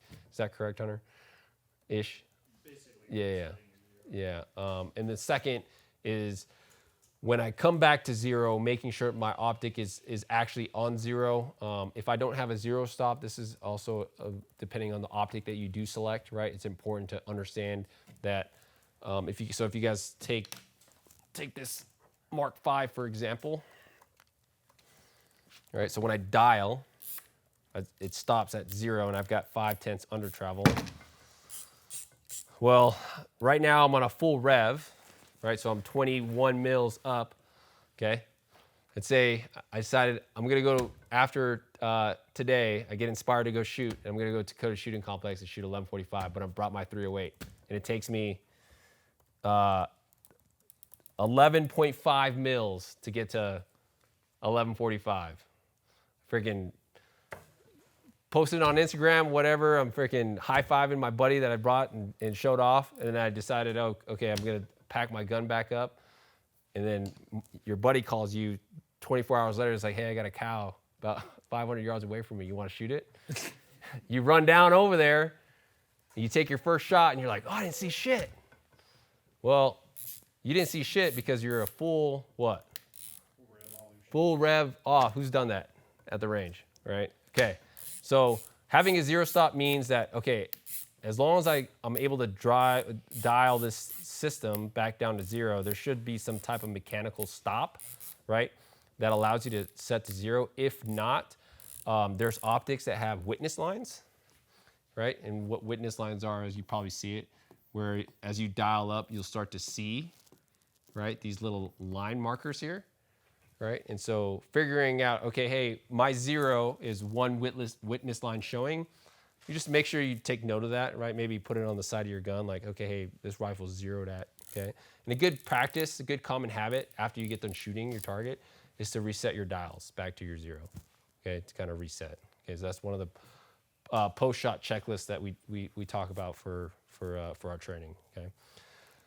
Last, this is Gary's favorite subject, durability, right? He's got an old school SWFA 10 power fix, and that thing is a freaking tank, okay? I'm not privy to this, but I know it's out there. It's called the Rockslide Hunter optic test. And what they do is they take an optic, right, and they drop it at several different heights. Was it 3? 3 at 18 inches, 3 at 24, 3 at 36. Okay. On all 3 sides of the scope. On all 3 sides of the scope. And there's only 2 optics, right? There's Night Force, Trigicon, SWFA, and Maven RS 1.2. Okay. It's only like 4 optics that have actually like passed that test. Held 0 through. Right, held 0 through it all. Okay. So, you know, a common question that I get is like, am I really getting a performance difference when I'm going from a $3,000 optic to say, let's say like that Schmidt & Bender is probably a $4,000 optic, right? For most shooters that are not shooting in conditions to be able to see the difference, probably not, okay, unless you can actually afford it, right?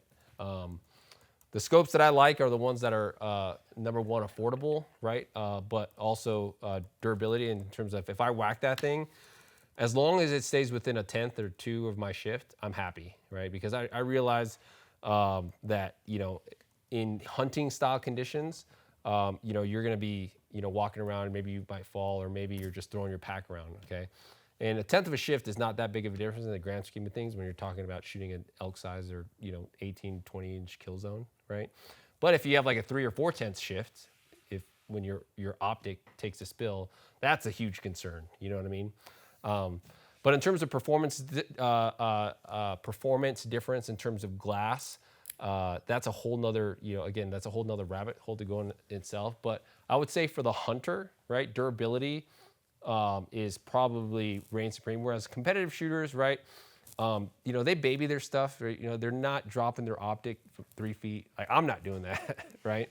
But what I do see a lot of shooters, competitive shooters do, which is a huge eyesore, is they grab their optic when they transition from barricade to barricade, which, again, for me, I don't want to put all that pressure on my, especially if I've got a 30-pound gun, right, and my optic only weighs 2 pounds of that, right? I'm not going to try to put 28 pounds of force on that optic by grabbing it, right? So, yeah, durability, right? We also want to make sure that the optic is durable, and you can check out Rockslide for that. Okay, reticles. That's another thing that when people are getting into optics, right, reticle options, figuring out, okay, hey, what type of reticles do I want, all right? This is a traditional duplex. Then we've got our crazy Christmas tree reticles for our military, law enforcement, or even competitive shooters. But honestly, a lot of competitive shooters like myself are gravitating back to a more simplistic style reticle, just like this with Skimmer Plus here, or a TMR, okay? But you can see that the subtensions there are your reticle holds for wind and elevation and stuff like that. But it gives a lot of a more cleaner look, right? The Tremor 3 became very popular, especially during the global war on terrorism, just because shooting bad guys, right? Multiple threat engagement and stuff like that. It was easier to just hold somewhat on the body with those little mil dots, especially if you got multiple targets of opportunity, right? But we live in Cody, Wyoming. We're no longer at war, right? Unless fucking Russia comes to invade us, okay? So I think most people are okay with either a duplex or a Skimmer Plus reticle. Again, competition, I found that Christmas tree reticles, the reticle starts to get in the way, especially when I start shooting smaller targets, right? Because as that bullet is splashing, and if it's splashing somewhere in there, well, guess what I'm seeing? I'm seeing fucking dots everywhere, right? So having a good clean window to see exactly where my bullet's going is kind of where I've gravitated to nowadays, okay? Last thing on optics is understanding that every optic has features that you may or may not like based off, again, your application, what you want to do with it, right? So there's 3 different optic styles here. We've got the Collis. So again, Collis is known for having their parallax on the top side, which allows them now to put their windage on the left, right? So traditionally, windage is on the right side. So now, for me as a right-handed shooter, I can see exactly what my windage is on if I dial it, right? Which is a question that I wanted to bring up for someone that had in the comments is like, do you dial wind? Yes, I do dial wind, right? And I've actually ebbed and flow back to dialing wind as targets have gotten smaller in competition because, again, before, as a Marine sniper, what we're taught is to dial because we're holding center mass on everything so that if we miss, our spotter could give me the correction of, hey, you missed off the right edge, you need to hold left elbow to get back on target, right? It was just a really quick measurement that way if I miss a human-sized target. So we dialed for everything. Got into competitive shooting, dialing is too slow. Target wind's moving too fast. There's no reason to reach up and dial. So then I started holding all the time for wind, right? But now, because again, cartridges are getting better, shooters are getting better. The only way for match directors to challenge the shooters is to put half MOA targets out there, right? And let's say out of 100 shots that you take, right? Let's say, going back to this slide, out of 100 shots that you take, how many of the shots are you actually focusing on the center of the reticle?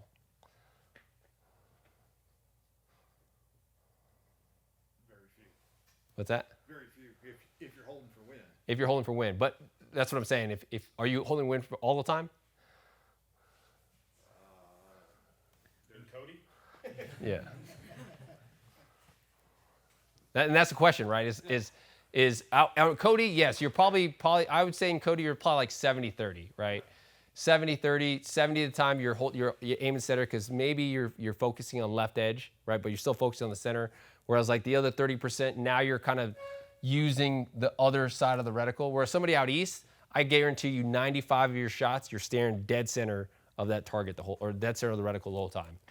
And we're going into training now, understanding our training habits, right? When I take a shot, right? And let's say I'm holding for wind. Let's say I've got a mil of wind or 2 minutes of wind that I need to hold. When I get hit with recoil, where do you think my initial eyeball is going to as when I recover? Is it going to that 1 mil or 2 mil hole? It's going back to the center of that target or the center of the reticle because that is where majority of my shots as I'm breaking are. So I have to train myself to understand that, okay, if I'm aiming center, right, and so by dialing for wind, right, I think that it's a lot faster in some applications, especially when we now start talking about wobble zones, right? If I've got a crosswind, right? Well, when I've got a wobble zone, and what I mean by wobble zone, right? I'm gonna go back to this, right? And let's say for my competitive shooters out there, this is your target. Well, a lot of times your wobble zone probably looks something like this if you're a new shooter, right? And so what are you probably trying to do? How many of us are like, oh, I'm gonna now, right? They're trying to snatch that trigger as that reticle is crossing the center of that target, okay? Well, now, if they've got wind, now they have to try to figure out, okay, well, how do I get my reticle to stay within the target, but also apply a wind call? And now I have to count however many mils over to the right to center up on target versus just dialing whatever my wind hold is if it's consistent and now just focusing on center, right? So those are some of the things that, to explore, right? As if you're on the fence of when to dial or when to hold, it's all situation dependent. And then I know we went on a tangent, but non-locking or locking turrets, right, is a thing. Whereas you dial up to adjust and lock it, which is a good feature to have. Okay. The worst thing that you could ever do if you get into this game is buy a $4,000 optic, but then decide, okay, I'm going to buy a $50 mount on Amazon, right? I've seen it more times than you would think, okay? So avoid buying cheap mounts, right? There's, again, modular scope mount systems nowadays that, like, this is a whole Badger kit, which is on one of my law enforcement rifle builds, which you can attach a weapon-mounted laser rangefinder. You've got, data card holders. You've got digital level systems where it flashes green lights at you that tell you that you're level and bubbled, okay? Which is pretty cool, right? But just understand for optics, at a minimum, right? I'm gonna always want a level system, some type of bubble level, right, on my gun, especially living out here in Wyoming, because, right, as you're looking down into ravines or something like that, it's always hard to see the horizon, okay? And level really takes a big play when it comes to shooting at further distances. So level is always gonna be in my gun. And then I typically prefer one-piece mount systems, whereas two-piece, right, is fine, right? But one piece, I just know that because they were milled out the same exact time, like these spur mounts, right?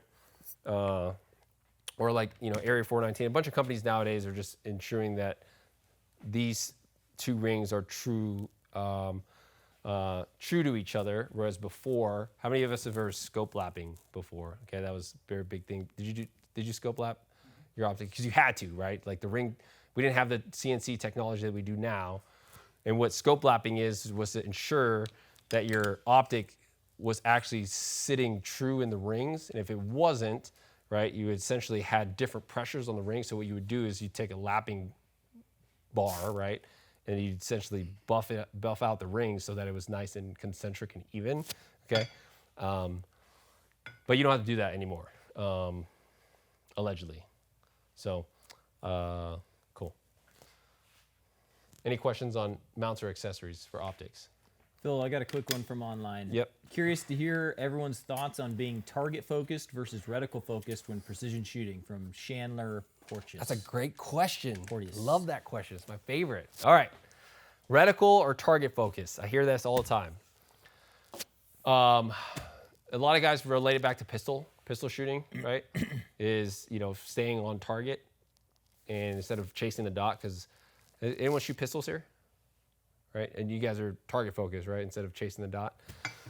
In my opinion, it's the opposite when it comes to precision shooting, especially when we start talking about holding for wind, right? Because when you're holding for wind, you have to stare at the reticle. You have to look at the reticle to figure out what your wind hold is. There's no way that in my opinion, there's no way that you're taking that wind hold and then now trying to focus your hold and then superimpose that over a target if you're staring at the target, right? So if you want to be precise, you stare at the reticle. If you want to just, you know, get rounds down range, then absolutely stare at the target. But 99.9% of the time, I'm staring at the reticle to get as precise as I possibly can. So hopefully that answers your question. What was his name? Chandler. Chandler. Great question. All right. Let's move next slide. I think that's it for the precision rifle. Oh, muzzle devices. My favorite, okay? January 1st is coming up. Everyone excited about that? Does everyone know what's happening January 1st? Okay, we all live in Wyoming. Yes, okay. So one of the things that I came from was, again, as a competitive shooter, and I lived in California. I couldn't own a suppressor until I moved out here. But even still, it took me a while before I actually got a suppressor just because of how long it took. But I shot competitively with a muzzle brake the whole time. And yes, the muzzle brake is great. It reduces recoil, but downside, it's extremely loud, right? And if you are shooting with your buddies, especially in the desert, guess what? You're pretty much just kicking dirt in their face, depending on the angle of the brakes and stuff like that, all right? In my opinion, if you live in Wyoming, there's no reason why you shouldn't have a suppressor because it's just awesome to shoot. The downside to having a suppressor, in my opinion, is that, well, before it took a lot longer to get, right? But what I have noticed with suppressor, especially for competition shooting, is that because now you're putting that device and it's holding a little bit of pressure, I've noticed my barrel heats up a lot faster traditionally than a brake, right? So my strings of fire, right, have to be essentially cut down a little bit, especially if I'm training out in the winter. Because as soon as I take a couple shots, guess what I start to see? Even with a Mirage cover, I start to see Mirage coming out of the end of my barrel. Okay, so those are the downsides to shooting with a suppressor. And then sometimes, especially when it's really cold, that first shot, I was in competition, and the only thing I saw was a dust cloud when I was trying to follow up on a target, right? Because all I saw was the smoke from the suppressor because of how cold it was and the change in temperature, okay? But other than that, there's a lot of pros, obviously, with regard to sound, and then sound and accuracy, right? I don't want to, again, dive too deep in the rabbit hole, but I have not yet put a suppressor on any of my guns and it not tighten up my groups.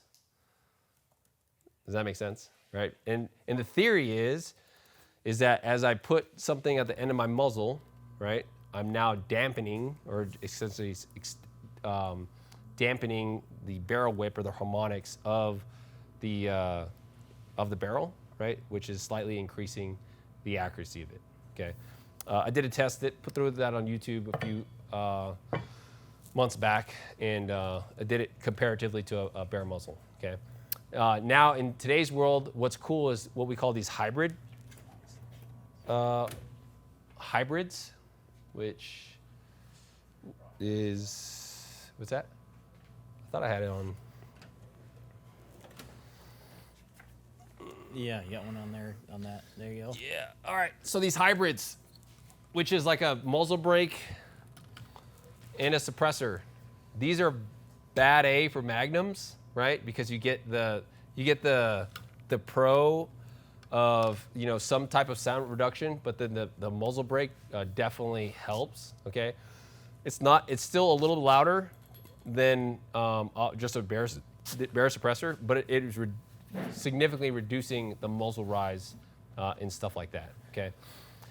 And so you're seeing a lot of companies now, a lot of suppressor manufacturers. Number one, the demand for suppressors is never been higher. So you're seeing a bunch of these companies create modular suppressors and stuff like that, where you can replace your different end caps, right? But if you want to support a Wyoming company, Thunder Beast is the way to go. The downside of Thunder Beast is that they have like a 18-month wait time before you can start like where they actually manufacture your can, right? Unless you find it at a dealer, right? So that's where the downside of Thunder Beast is they're always out of stock elsewhere. So, but there's a lot of great cans in the market. Again, with modern technology and stuff like that, it's hard to go wrong with cans. But the hybrid designs I'm a big fan of. The question is, because if you do look at a hybrid design comparatively to let's say a standard suppressor, right? There's like a significant price difference, at least from what I've seen. In my opinion, I don't think it's worth the difference.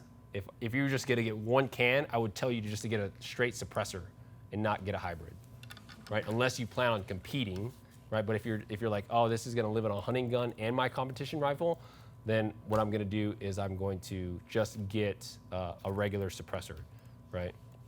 So, any questions on that? Okay. Biggest consideration is your mounting solution, right? One of the things that when I was running a muzzle brake, there was a bunch of different muzzle brakes out there that would loosen up over time, right? And so I'd start to see my zero walk all over the place, and I'd reach up, grab my muzzle brake, and it's lollygagging everywhere. So one of the function checks that I would do right before hunting season, if you are running a muzzle brake, just reach up, grab it, make sure it's nice and tight. I wouldn't red Loctite it unless you wanted to always, torch it to pull it off, right? But Area 419 had a really solid mounting solution on there. But there's been a bunch of tests with regard to like putting your muzzle brake at different angles to help with the jump, right? That's a thing. But just know if you clock it at let's say 1 o'clock and 7 o'clock, then just make sure that it's always in that orientation, because if it starts to rotate and it changes, now you're changing your point aim, point impact, right?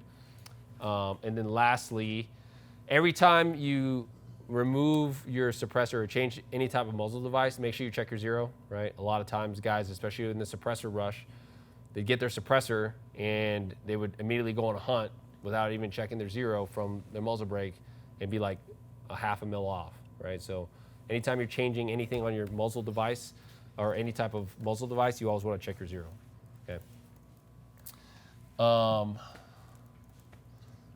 Cool. Questions on that? Pushing. Okay, bipods. There's nothing wrong with a good old 6 to 9 inch Harris bipod, right? That's $100. But the second that you start actually upgrading this thing to be what this is, which is now a $350 bipod, I would just get one of those modern bipods that they have, like the MDT grind pod or whatever. But we all know what a bipod does. It provides stability and support for the front of the rifle. I highly recommend having one. A lot of times guys that are shedding a lot of weight, they skimp on it, but I mean, it's nice to have the ability to put my rifle down and not have to worry about it tipping over, right? Anyone sheep hunting here? Right? Do you still carry bipods when you're on your sheep hunt? Oh, so on any sheep hunt I've ever been on, Yeah. filming and stuff, Yeah. 100%. I wouldn't go anywhere without a sheep. Okay, without a bipod. Without a bipod. Okay. So other bipod options here. If I can move this slide. I know we're going over. What the heck?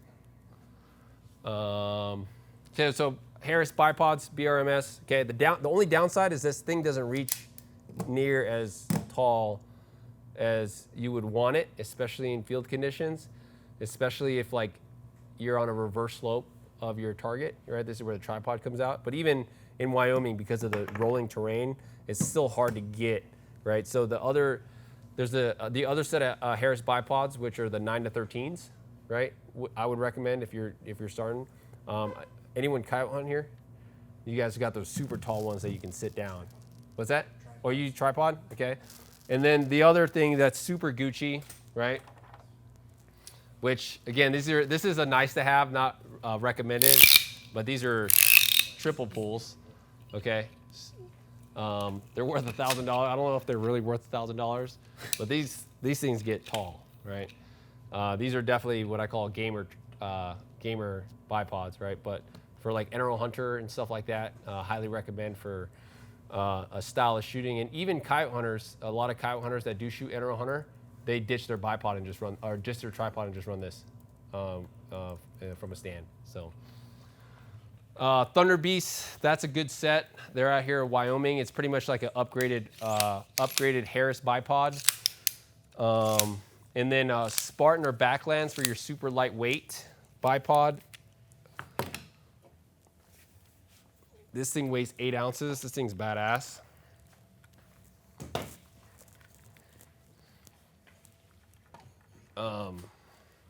They're a company out of New Zealand, but Spartan makes some good stuff. The only thing with Spartan is they have their own kind of proprietary mounting system.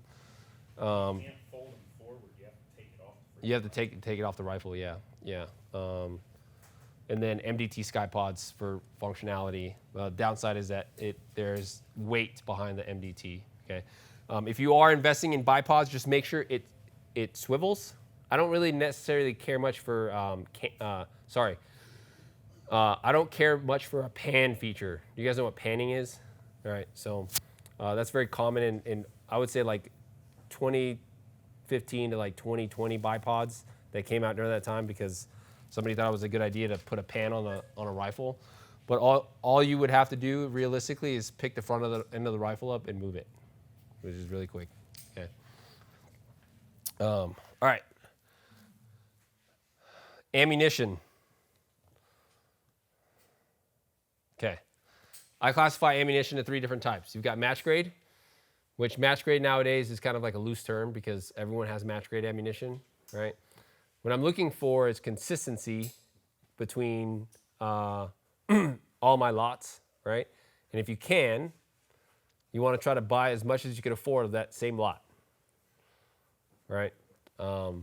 If you go to the store and you're like, oh, I can only afford 2 boxes at a time, right? You grab those 2 boxes, and then 2 months later, they get a new shipment in, and you buy another 2 boxes. Sure, you have, let's say it's 600 rounds, right? But they're all different lots. You're gonna, by the time that you figure out that one lot, guess what? Now you got to do the same thing all over again with a new lot, whether it's checking velocity, checking point A and point A impact shift, whatever the case is. And that's not as apparent anymore, but it's just a consideration to have. When I first started teaching civilians, right, in understanding the market of modern rifle systems, because in the Marine Corps we were just given one rifle system and it was universal for everything, right? Shooting a 308, 175 Sierra Match Creeding, you can't F it up, right? But now when I started teaching 6.5 Creedmoors, 7 PRCs, I had this student shooting a 6.5 Creedmoor. He was dialed in, and then he ran out of ammo. He loaded up new ones, and then next thing you know, like at 600 yards, he was like 410s high, and we shot like a whole box before I realized that when he went back to his range bag, that he was pulling a different box of ammunition out, right? Because he just thought, oh, it's a 140 grain. It should all shoot the same, right? So make sure you have lots. So Hornady's good stuff. Burger's good stuff. This American Gunner is a sleeper. Anyone want to shoot this stuff, right? Have you shot it? This thing, especially if you find it at Shields, buy as much as you can of this because this is a hot topic. This is good out to about 600 consistently on 2 MOA targets, and you're not spending, again, match grade ammunition. You still get Hornady brass. Precision ammo, this is for my guys that want hand loading type consistency, but don't hand load, right? But you're also paying a premium. This is like Eagle Eye and Trace. I've had a lot of good luck with Eagle Eye ammunition. Usually you got good brass. So if you're like in my boat where you don't have much time to hand load, right? Unless it's a hobby of yours, then I would highly recommend getting like Eagle Eye or some of those unknown munitions, right? Does stuff like that. Whereas, you know, you have good quality components, right, in ammunition. And then obviously the last bit is actually catering your hand loads, right, to your rifle system, which is always going to give you the max performance out of any of your rifle systems, right? But the biggest thing with hand loading is, you know, don't overcomplicate it, right? A lot of times guys dive too deep in the rabbit holes of neck turning and cleaning out their primer pockets and stuff like that. And there's points of diminishing return, especially if you're not F-class shooting, right? If you're trying to just stay in a practical lane, right? Stuff the bullet and go, right? Just make sure there's some powder in there. Okay. Phil, do you want to address guys that are... Yeah, go ahead. Well, it just being 8 o'clock, guys, that guys online, there's a couple guys signing off and whatnot. Yeah. We know we're pushing a little bit past it, but thank you for being here. For the guys online, thank you for being here. And if you got to take off, that's fine. Otherwise, we got probably, 10 minutes. 10 minutes left. Okay, Yeah. So thanks, guys. Okay. Usually this is an hour class because we fit it into our in-person class up front. All right, support gear. These are things like rear bags, right? That's still a part of your system. At least every time I go out to shoot, I have some type of rear bag with me. Even if I'm on a hunt, right? I could use a bino harness, I could use a stuff sack, right? But if I can support the rear end of that rifle, any chance that I get, I'm gonna have a rear bag with me. There's different types of rear bags out there. They're not all created equal, but this is one of my favorite ones for a rear bag or shooting in the prone. It's got a super light fill because it's keeps its shape well, right? Chris makes a lot of great rear bags that I've used in competition as well.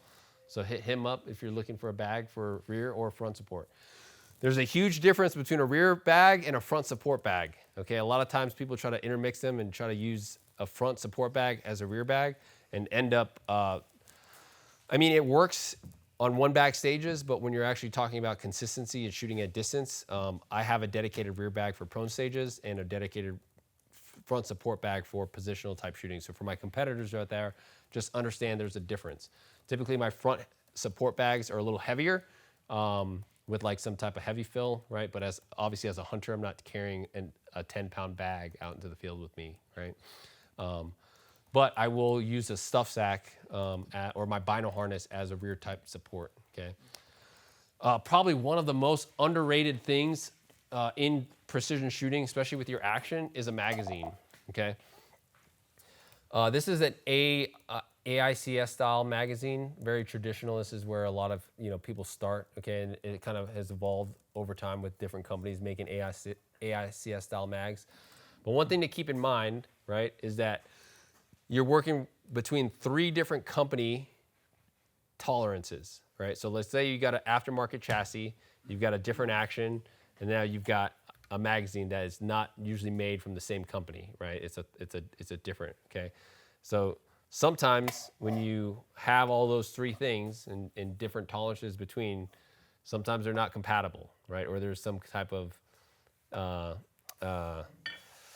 things that you have to do and manipulate. And this is where the age of gunsmiths were really a thing, right? Because gunsmiths really like polish and fine-tuned to make sure that your system was running smoothly. But because we live in 2025 and we've got pre-fit barrels and action wrenches and vices, right? Guess what the average guy is doing at home? Swapping barrels. Buying a Tikka rifle off the shelf, following Phil Velayo on YouTube, and buying a budget rifle system and then bolting it together. And realizing that, well, crap, my rifle is not feeding as smoothly as it should, right? And so this is the argument for, again, going back to gunsmiths where they polish everything, right? And so, in my opinion, if you are going to make sure that your system is running smoothly, one of the things I recommend is just making sure that your chassis, your stock system, has some type of adjustable mag catch, right? Because that is the different height. So if we think about a magazine getting inserted, right, based off how it's inserted is the height in which that it's interfacing with the action, right, based off of how the bullet is going to go inside, as well as the actual depth, right, of it getting put inside. Right.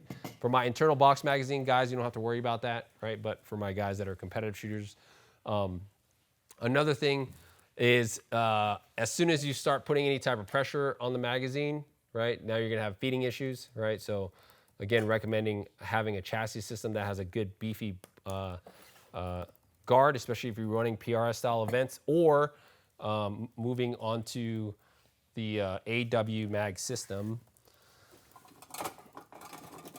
which is this, right? So smaller profile still holds 10 rounds, 11 rounds actually, right? But you can see it's a smaller profile, okay?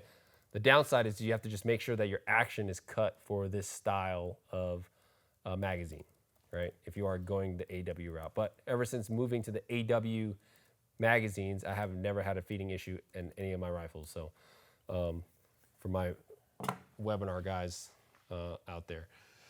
Ballistic solvers. If you don't have a ballistic solver, shame on you. You can download a free one online. And if you guys want to get connected to my Wi-Fi, I can show you what that is. Okay, so it's Indie Cloud Studios, and the password is CSV 01, all lowercase, 072421. My dog's birthday. And then what I want you to do is download the Hornady Ford off. Definitely don't have enough time to walk you through how to program a ballistic solver tonight, but it's going to be one of our classes that we do over the winter. And if you are eager to figure out how to use it and how to program it, last year I did a series with Best of the West, Prep to Hunt. I think it's like episode 2, where I walk you through how to program the Hornady Ford off for your rifle. Okay, and it's free. And it's just because it's free doesn't mean that it's inferior to the ballistic solvers out there. Because how many of us have heard Applied Ballistics, right? Where you got to pay like a monthly subscription. Great ballistic solver, right? But I use Hornady Ford off probably 95% of the time for all my applications. Okay, this is nice to haves, right? This is probably the realm that you guys might be asking is like, okay, are laser range finding binos worth it, Ian? 100%, in my opinion. So let's say you got a rifle, right? This is what a lot of people don't budget for. Let's say you're like, guys always ask me like, okay, I've got $5,000 to spend on a gun. So okay, this is the rifle that I put. And then they don't realize all the other stuff that you got to get with it. Bipods, magazines, right? At a minimum, yes, this is for sure what you need, right? And then that's why I said this is nice to have, because like initially you're probably not going to have the budget for it, right? Unless you're on OnlyFans already, and I just don't know about it.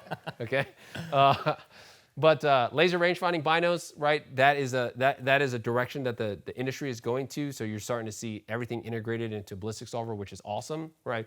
Right. And there's a lot of great companies out there: Sig Kilo, Vectronics, Leica, Swarovski. Obviously, they've known to be gold standard, right, in the industry with glass, right? But like actually having integration, ballistic integration inside of the solver. Gunworks has their the BR2s, right? The Revic BLR10s. BLR10s, Gen 1s and Gen 2s, right? Great. BR10s, yeah. Great system there because everything is all in one. You just range it, gives you the distance to the target, and also pops up your whatever hold that you need, right? But now you're looking at another $1,500 to $2,000, right? Eating ramen for another month, you know. Worth it. The next is a tripod. Okay, I'm always, for me even as a hunter, a tripod is always going everywhere I go, right? At a minimum, especially the benefits of having my glass supported versus like trying to glass on my knees or whatever. Tripods, there's a bunch of different tripod companies out there. Really Right Stuff, Leo Photo, Two Vets.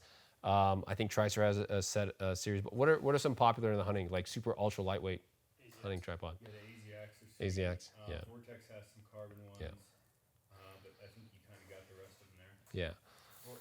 Gunworks has one too. A good technique that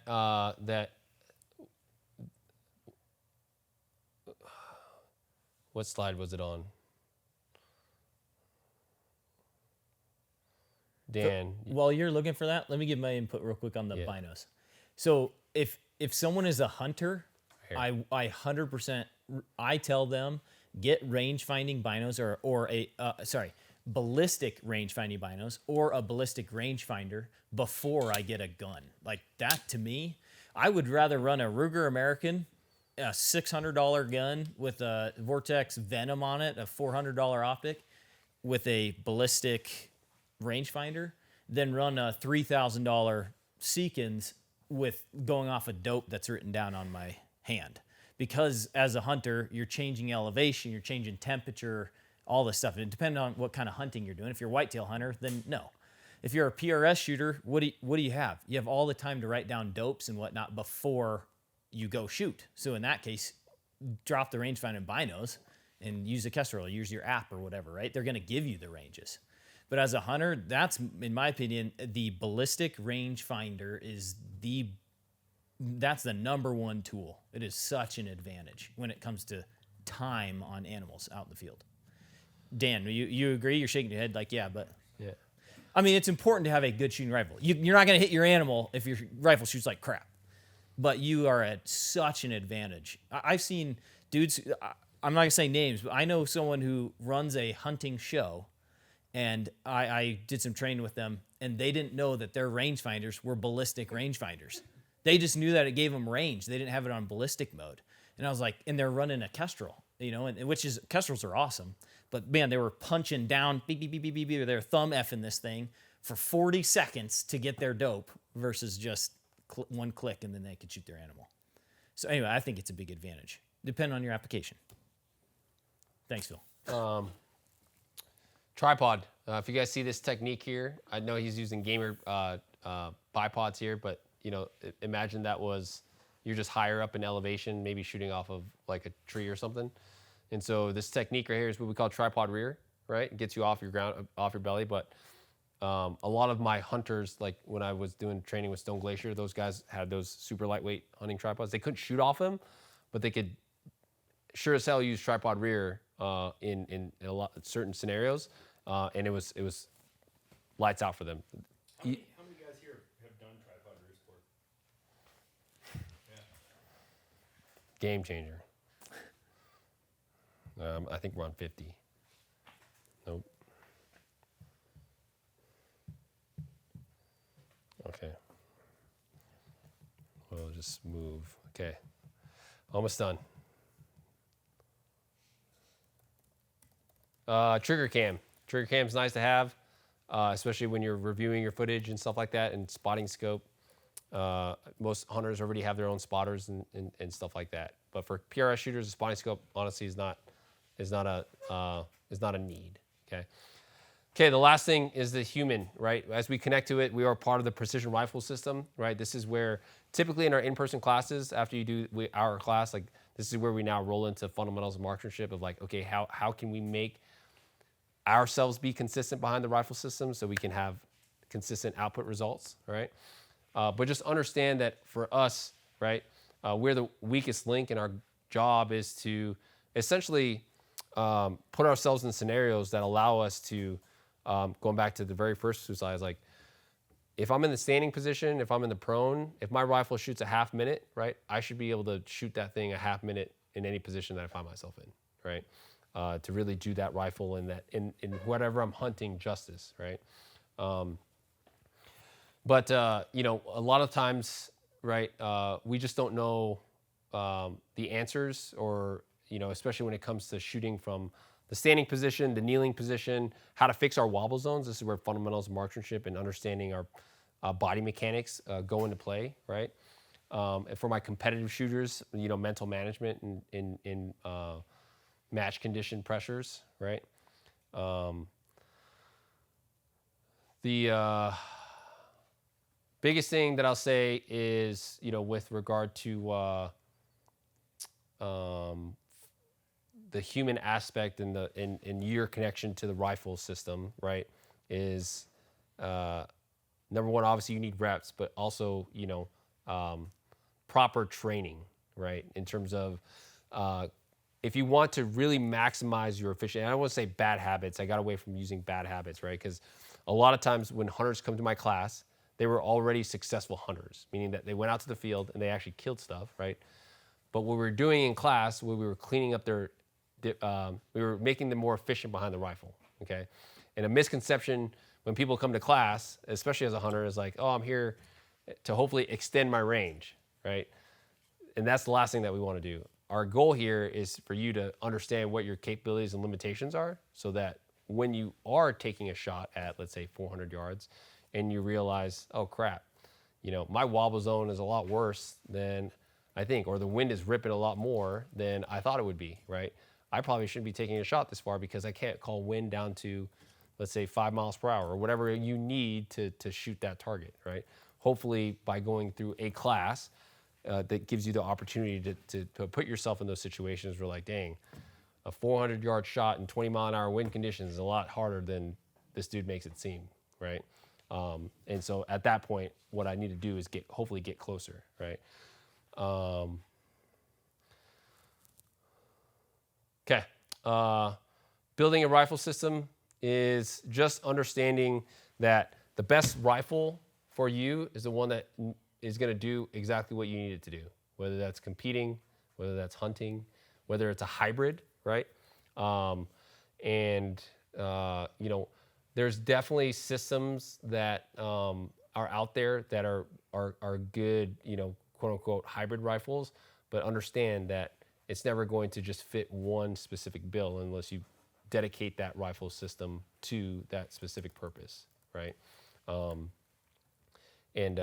at the end of the day, I think fundamentals and shooting is all transferable regardless of what your application is, right? A lot of times I hear shooters say that, oh, I don't like to go to competition because I'm going to build bad habits as a competitive shooter, right?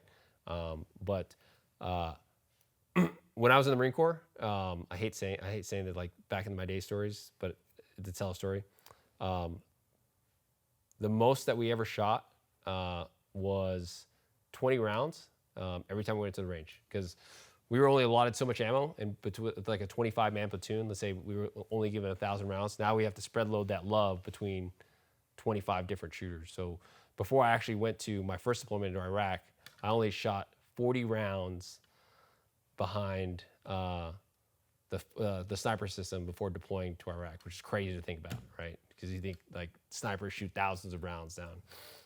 Now I blow through 40 rounds in probably 30 minutes behind one of my competition guns, right?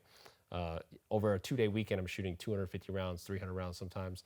And the only way that you're gonna get better is obviously volume, right? So that's why I prefer light cartridges, just because I'm a lightweight, right? Okay, so next steps. What's next?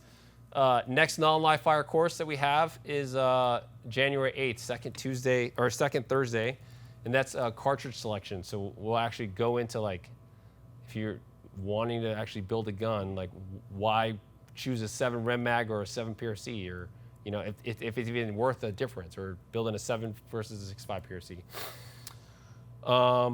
And then we've got all these other courses if you're looking to take online, mainly in the summertime because it's too cold to shoot out here in Cody, right? So our first classes are going to be in April, right? And then if you're interested about doing some training after this, we have all of our training dates on our website, which you can find here or on this QR code for my online viewers there to take a picture of.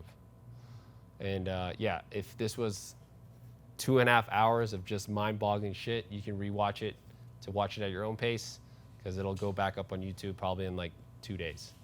So, Boom. boom. Just been answering questions and whatnot online. Questions for you guys, from you guys. Kason, what you got, man? You ready to go? Yeah. Ready to kill Yeah. stuff? Yeah. Yeah. How was it? A lot of information. Yeah. So your more advanced classes, are we running our rifle systems? Yeah. The only time is like a foundation guys. If they do want to have a loaner, if they don't have a rifle, then we have a loaner. We'll have loaner rifles and stuff like that. But most of our classes, you bring your own rifle. Yeah. And so for that, if it's a hunting class, you bring your hunting rifle. But like if you're doing like one of our foundation or advanced, we'd recommend like at least like a 6.5 Creedmoor or something like that, just because we shoot a lot. Like, I mean, we try to do very minimal classroom and front load you with a bunch of like online classes and stuff like that, so that when we're actually at the range, we're going through drills and stuff like that versus boring you with PowerPoints. You know what I mean? Because yeah, that sucks. What else? Okay. Online thing. Rear bag, the Armageddon Admiral rear bag. What's your opinion? It's a great rear bag for tripod rear. Highly recommend. That's what he's asking. It's a new learning curve. It's a new learning curve for sure, but I highly recommend it. Do you have a website yet? No. Or we've got another bag similar to it out here in Cody, and we'll let you know details later. My man. Cool. Hey guys, thanks so much for coming. I realized this is the first time doing it. 12 people is not enough. Or 12 people is already pretty. So I might move it to the front of the classroom. But yeah, if you guys are interested in doing the next class, right? Mark your calendars for January 8th, same time, 6 to 8, right? And then we'll dive into cartridge selection, right? And then if you look on our website, we have like the actual what classes. I think February will be like optics and stuff like that. So we'll dive deeper into each topic as we go. So the goal is to just, yeah, give you guys a little bit more modern information versus scrubbing through the sniper's hide or Rockslide. Cool. Everyone that tuned in online, appreciate you guys coming out. We'll see you guys in the next video. If you guys need to see this slide again to take pictures, yeah. See you guys in the next one. Thanks for coming on, and keep your face on the gun.